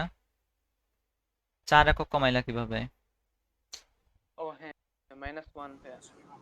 আচ্ছা আবার দেখি, -2 থেকে এটা ঠিক আছে, -2 থেকে +2 4 একক বৃদ্ধি পাইছে, 2 থেকে আরো 6 একক মানে 4 একক বৃদ্ধি পাইলো, গুড। আচ্ছা তাহলে অনুরূপভাবে এখন আমরা এ বের করে ফেলি। এখানে দেখা যাইতেছে -1 থেকে 2 হইছে, তার মানে 3 একক বৃদ্ধি পাইছে। তাহলে 2 থেকে আরো 3 একক বাড়াই দিব, হয়ে যাবে কত, 5। তারপরে কোটি 6 থেকে 8 হইছে, তার মানে 2 একক বৃদ্ধি পাইছে। তাহলে এফ থেকে 8 থেকে আরো 2 একক বাড়াই দিব, হয়ে যাবে 10। বুঝতে পারছি? এবারে যদি কারো খুব শখ হয় তাহলে হচ্ছে এ বি সি তিনটার ভার্টেক্স পেয়ে গেছি, এই তিনটার ভার্টেক্সের দিয়ে তুমি হচ্ছে ক্ষেত্রফল বের করে দেখতে পারো যে সেটা আসলে 32 হইতেছে নাকি, আমাদের মানে একদম ফাইনাল রেজাল্টস। হ্যাঁ, 32 স্কোয়ার ইউনিট সেটা পাচ্ছি কিনা। বুঝতে পারছি? আচ্ছা ভাইয়া, বলেন। এই যে বিন্দুগুলা এবিসি এর যে বিন্দু, এটা ভাইয়া আমি মানে রিটেনে যদি আসে তাহলে কেমনে করব? ওই যে ওই যে ও তখন হচ্ছে সামান্তরিক ধরে করতে হবে, সামান্তরিক ধরে করতে হবে। তখন তো আমি যে লজিকগুলো দিলাম হয়তো কিছুই দিতে পারবা না ওগুলার, তখন হচ্ছে এবার আমি তো সামান্তরিক দিয়েই করলাম আসলে, তাই না? আমি কিন্তু সামান্তরিকের ওইখানে যেভাবে করছিলাম ওইটা দিয়ে কিন্তু করছি। প্রথম বিন্দুটা একটা বের করলেই হয়েছে, একটা বিন্দু কোনোভাবে সামান্তরিক দিয়ে বের করো, তারপরেগুলো হচ্ছে মধ্যবিন্দুর কাহিনী লিখে দিয়ে মানে ডিরেক্ট অ্যান্সার লিখে দিলেই হয় আসলে, না লিখলে না লেখাটাই ভালো যদিও। তবে যেটা বললাম যে চেষ্টা করবে হচ্ছে প্রথমটাকে হচ্ছে সামান্তরিক দিয়ে, যে কোনো এক পাশে সামান্তরিক ধরলেই হয়। এইখানেও কিন্তু একটা সামান্তরিক তৈরি করে সে, এখানেও একটা সামান্তরিক আছে, আবার দেখো উপরের দিকেও একটা আছে, এই যে এখানে। হ্যাঁ, তোমার যেদিকে ইচ্ছা একটা সামান্তরিক ধরবা, তারপরে অন্য একটা শীর্ষ বের করে ফেলবা, বাকিগুলাকে মধ্যবিন্দুর কাহিনী দিয়ে বর্ণনা করে দিবা। আবার এখানে একটা ঝামেলা কি, যে সামান্তরিকের যখন তুমি শীর্ষবিন্দুটা বের করবা তখনই কিন্তু তোমাকে বারবার কি করতে হইতেছে, এই যে এই যে লেখা টানতে হইতেছে, মূল বিন্দু বের করতে হইতেছে, সরি ছেদ বিন্দু বের করে তারপর করতে হইতেছে। ওই প্রসিডিউরটা কিন্তু যথেষ্ট লম্বা, সামান্তরিকের তৃতীয় শীর্ষ বের করা, চতুর্থ শীর্ষ বের করা। তো আর কি যেভাবেই হোক আর কি বাইর করো, সামান্তরিক দিয়ে করবা, তারপর এগুলো করে দিবা, পারা যাবে। আচ্ছা, এই গেল হচ্ছে আমাদের কিসের কাহিনী, প্রথম অংশটুকু। এবার হচ্ছে আমরা পরের লেকচারে যাই। হ্যাঁ, আরেকটু করি, হ্যাঁ নাকি?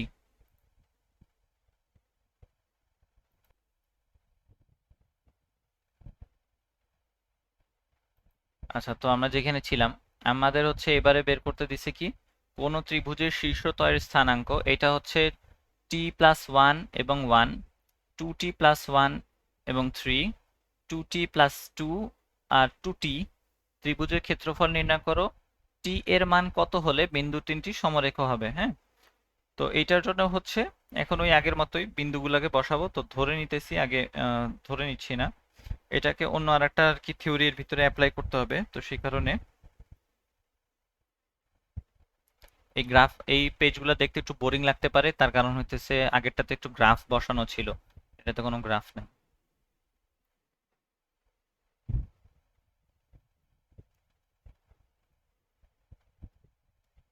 কি হলো, বাকি দুইটা কই গেল? আচ্ছা আসো, ডিসকর্ড ইউজ করার সময় তোমাদের ফোন গরম হয়ে যায় না? আমার তো পিসি সেই হিট আপ হইতেছে। আচ্ছা, কই ছিলাম আমরা? হ্যাঁ, ক্ষেত্রফল বের করতেছিলাম, তাই না? তাহলে এরিয়া বের করার জন্য সূত্র যা আমরা ছোটবেলায় শিখছি সেটাই, এখানে একটা হাফ দিব, তারপরে বিন্দুগুলো ক্রমান্বয়ে বসায় দেব, t1+1, t+1 আর তারপরে 2t+1, নিচে একটা 3, তারপরে বসায় দিতে পারি 2t+2, নিচে একটা 2t, তারপরে বসাবো কারে, t+1, নিচে একটা 1, এভাবে বসায় দিব। এরপরে এদেরকে নিয়ে যদি তুমি ক্যালকুলেশন করো, এইখান থেকে পাবা হচ্ছে হাফ 2t² - 3t - 2। ঠিক আছে, এই ক্যালকুলেশন কি আমরা দেখাই দিতে হবে? এরকম কিন্তু 2-3 লাইনের ক্যালকুলেশন আর কি, মানে 2-3টা লাইন লিখলে হয়ে যাবে। হ্যাঁ, এটা পেয়ে যাবা, এরিয়া পেয়ে গেলাম। আচ্ছা, এরিয়া পাওয়ার পরে এখন বের করতে বলছে যে টি এর মান কত হলে বিন্দু তিনটি সমরেখ হবে। বিন্দু তিনটা সমরেখ, এটার জন্য শর্তটা কি হইতে পারে আসলে চিন্তা করো। এইরকম বিন্দু তিনটা সমরেখ মানে এইখানে আছে মানে তিনটা ভাইয়া বিন্দু, দুইটার দূরত্ব ভাইয়া সমান। না না, ক্ষেত্রফল zero. 0 ভাই। এই রেখার উপরে হ্যাঁ ক্ষেত্রফল 0। তার কারণ দেখো, আমি যদি এইখানে তিনটা বিন্দু নেই আর কি, একটা রেখার উপরে এ বি সি, এরকম তিনটা বিন্দু আছে। এখন এইখান থেকে ধরো আমি ক্ষেত্রফল বের করতে যাচ্ছি, তাহলে ক্ষেত্রফলের সূত্র আমরা জানি হচ্ছে ভূমি গুণ উচ্চতা। তাহলে আমি এখানে ধরে নিলাম যে ভূমি হচ্ছে আমার এসি, এসি যদি আমার ভূমি হয় তাহলে আমার উচ্চতা বরাবর উপরে উঠতে গেলে এখন কি কোনো উচ্চতা আছে এর ভিতরে? উচ্চতা কিন্তু নাই। না। কিন্তু ত্রিভুজটা যদি একটু উপরে হইতো, একটু যদি বি বিন্দুটা যদি একটু উপরে হয় তাহলে কিন্তু ত্রিভুজটা দেখতে এরকম হয়, তাই না? বি বিন্দুটা যদি একটু উপরে হইতো এই জায়গায়, তাইলে সেখানে একটা ছোট্ট একটা উচ্চতা ক্রিয়েট হইতো, তখন আমরা একটা ভূমিগুণ উচ্চতা করে একটা ক্ষেত্রফল পাইতাম। অর্থাৎ বি বিন্দু যদি এই রেখার ভিতরেই অবস্থান করে তার মানে হচ্ছে তার কোনো উচ্চতা থাকে না, তার মানে ক্ষেত্রফলটা শূন্য। গুনগুন যেটা বললো ক্ষেত্রফল আমাদের শূন্য ধরে তারপরে টি এর ভ্যালু বের করতে হবে। আচ্ছা, এটা মুছলাম কেন? এটা থাক, এটা নাম দিয়ে রাখি বি প্রাইম। তাহলে এ বি সি এর ক্ষেত্রফল 0, অর্থাৎ এইটার ক্ষেত্রফল এখন 0 ধরে আমাকে টি এর ভ্যালুটা একটু বের করে দেখাইতে হবে। তাহলে half 2t square minus 3t minus 2 equals, যদি 0 হয় এটাকে হচ্ছে তুমি মিডল টার্ম ব্রেকআপ করলে পাবা হচ্ছে t মাইনাস 2 আসবে আর 2t প্লাস 1 আসবে, 2t প্লাস 1 ইকুয়ালস টু 0 আসবে। তারপর সেখান থেকে t এর ভ্যালু বের হয়ে যাবে মাইনাস হাফ আর হচ্ছে প্লাস 2। ঠিক আছে, মনে থাকবে? জি ভাইয়া। সমরেখ হলে এরিয়া 0 হয়। হুম,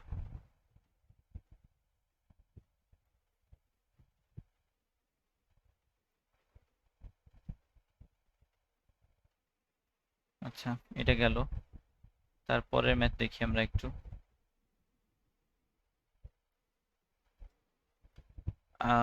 এটাই আজকে লাস্ট ম্যাথ, এটাই করে নাও।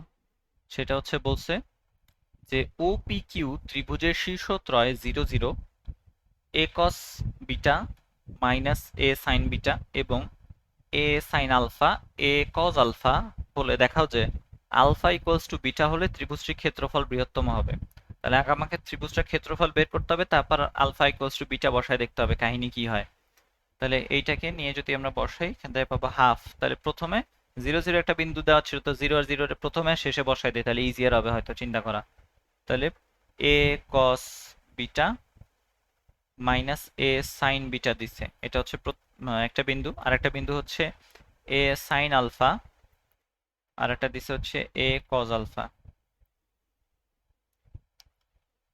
এইটা আবার নির্ণায়কের মধ্যে নিয়ে গেলে বেশি ইজিয়ার হইতো। আচ্ছা, সমস্যা নাই, এটা ভাই ডিপেন্ড কোন কর। হ্যাঁ ভাই এটা বলো। নির্ণায়ক দিয়ে করেন না, যে 0 0 1 তো কাটাই চলে যাবে, তার হ্যাঁ মানে হ্যাঁ, ওই জন্যই বললাম।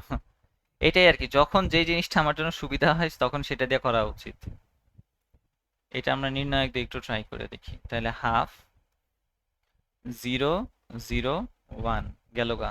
তার মানে হচ্ছে শুধুমাত্র আমার ওই লাস্টেরটা নিয়ে বিস্তার করে দিলেই হবে। তাহলে এই বিন্দুটা হলো এ কস বিটা মাইনাস এ সাইন বিটা, এটা হচ্ছে 1, এটা 1। তারপরে এখানে পাচ্ছি এ সাইন আলফা এ কজ আলফা। এখন হচ্ছে শুধুমাত্র লাস্টেরটা দিয়ে হবে, সে কারণে এটাকে আমরা ছোট করে নিয়ে আসতে পারি, তাই না? ওই যে সাব ম্যাট্রিক্স যে পড়ছিলাম না, এই যে শুধুমাত্র এইটুকুকে এখন আমরা যদি তুলে নিয়ে আসি এর ভিতরে, তাহলে আমরা এখানে লিখতে পারি এ কজ আলফা এ কজ বিটা। একটু ছোট করে নিলাম, এমনিতে ডিরেক্ট গুণ করেও লিখতে পারো তোমরা, সমস্যা নাই। এ সাইন বিটা এ সাইন আলফা এ কজ আলফা। তাহলে এটা গুণ করলে পাওয়া যায় হাফ ইন্টু, দেখো আমরা পাচ্ছি a cos A cos b a square cos A cos alpha cos beta, আর কি cos alpha cos beta plus plus হয়ে যাবে a square sine alpha sine beta, তাই না? সুতরাং এখানে আমরা লিখতে পারি এ হাফ নিলাম, এ স্কোয়ার কমন নিয়ে নিলাম, আর বাকি ভিতরে ছিল হচ্ছে cos A cos B plus sine A sine B. কি হয় জানি সূত্রটা? cos a minus b। Cos A minus B, সাবাস। তাহলে হইলো কস এ মাইনাস বি বা হচ্ছে আলফা মাইনাস বিটা আর কি। আচ্ছা, তাহলে এটা পেলাম। এখন বলছে যে দেখাইতে হবে আলফা ইকুয়ালস টু যদি বিটা হয় তাহলে ত্রিভুজটার ক্ষেত্রফল হবে বৃহত্তম। এখন আমার ত্রিভুজের ক্ষেত্রফল হচ্ছে এইটা, এর ভিতরে আমি আলফা বিটার উপর শর্ত আরোপ করে আমি এই ত্রিভুজের ক্ষেত্রফলটাকে সর্বোচ্চ করতে চাই। এটা ভেরি অবভিয়াস যে এর ভ্যালু যত বাড়বে ত্রিভুজের ক্ষেত্রফল তত বাড়বে, এটা তো বোঝা কথা। তাহলে এখন কস কসের যে লিমিট আর কি সেটার দিকে তাকাইতে হবে। কস আলফা বিটা আছে, এমনিতে কসের নর্মালি কসের লিমিট কত? -1 থেকে +1 পর্যন্ত। এটা আমরা দেখছি cos x এর জন্য যেই সমীকরণগুলো আমরা দেখছি সেখানে দেখছি cos x এর ইকুয়েশনে তার লিমিট হচ্ছে -1 থেকে +1 পর্যন্ত। তাহলে ওর জন্য যদি আমি বৃহত্তম ক্ষেত্রফল বের করতে চাই তাহলে আমাকে কত নিতে হবে, -1 অথবা +1। এখন মডুলাস ভ্যালু চিন্তা করলে শুধু +1 নিলেই হয়। তাহলে cos দিয়ে যদি একটা কোণ থাকে তাহলে সেটা ম্যাক্সিমাম হয় কখন, cos আলফা বিটা সমান হচ্ছে 1 হইতে হবে, সমান 1। তার মানে cos কত হবে, হইতে হবে 0 ডিগ্রি। তাহলে আলফা মাইনাস বিটা সমান হইতে হবে 0 ডিগ্রি। সুতরাং আলফা এবং বিটা সমান হইতে হবে। অর্থাৎ আমরা দেখাইলাম যে এইটা যদি সমান মানে ম্যাক্সিমাম হইতে হয় তাহলে cos আলফা মাইনাস বিটা এর ভ্যালু হইতে হবে 1। তাহলে আমরা সেটাকে বলতে পারি cos 0 ডিগ্রি, অর্থাৎ আলফা ইকুয়ালস টু বিটা হয়। অর্থাৎ এটা খুব স্বাভাবিক কথা যে যদি আমি এইটার ম্যাক্সিমাম ক্ষেত্রফল চাই তাহলে আলফা এবং বিটা সমান হইতে হবে। বুঝতে পারছি? জি ভাই। আচ্ছা, আজকের লেকচার এই পর্যন্তই ছিল, এর বেশি আগানো যাবে না, তার কারণ নতুন টপিক শুরু হবে হচ্ছে লোকাস নিয়ে। তো তখন আমরা লোকাস নিয়ে কথাবার্তা বলবো। আর এইটা মনে হয় খুব সম্ভবত তোমাদের 3.1 পুরাটা কাভার হয়েছে। হ্যাঁ, 3.1 অথবা 3.2 হয়েছে নাকি আমি শিওর না, 3.1 হয়েছে, কতটুকু আছে জানি না। এর ভিতরে লোকাসের আগ পর্যন্ত বা এই সঞ্চার পথের আগ পর্যন্ত যত ম্যাথ আছে সেগুলো কিন্তু তোমাদেরকে নিজ দায়িত্ব করে নিতে হবে। যত বেশি থিওরির গভীরে যাওয়া সম্ভব ছিল আমি গেছি, বাকিটা হচ্ছে তোমাদের নিজ দায়িত্ব করতে হবে। ঠিক আছে? জি ভাই। ওকে, তাহলে আজকের ক্লাসে পর্যন্তই, ডিসমিসড, টাটা।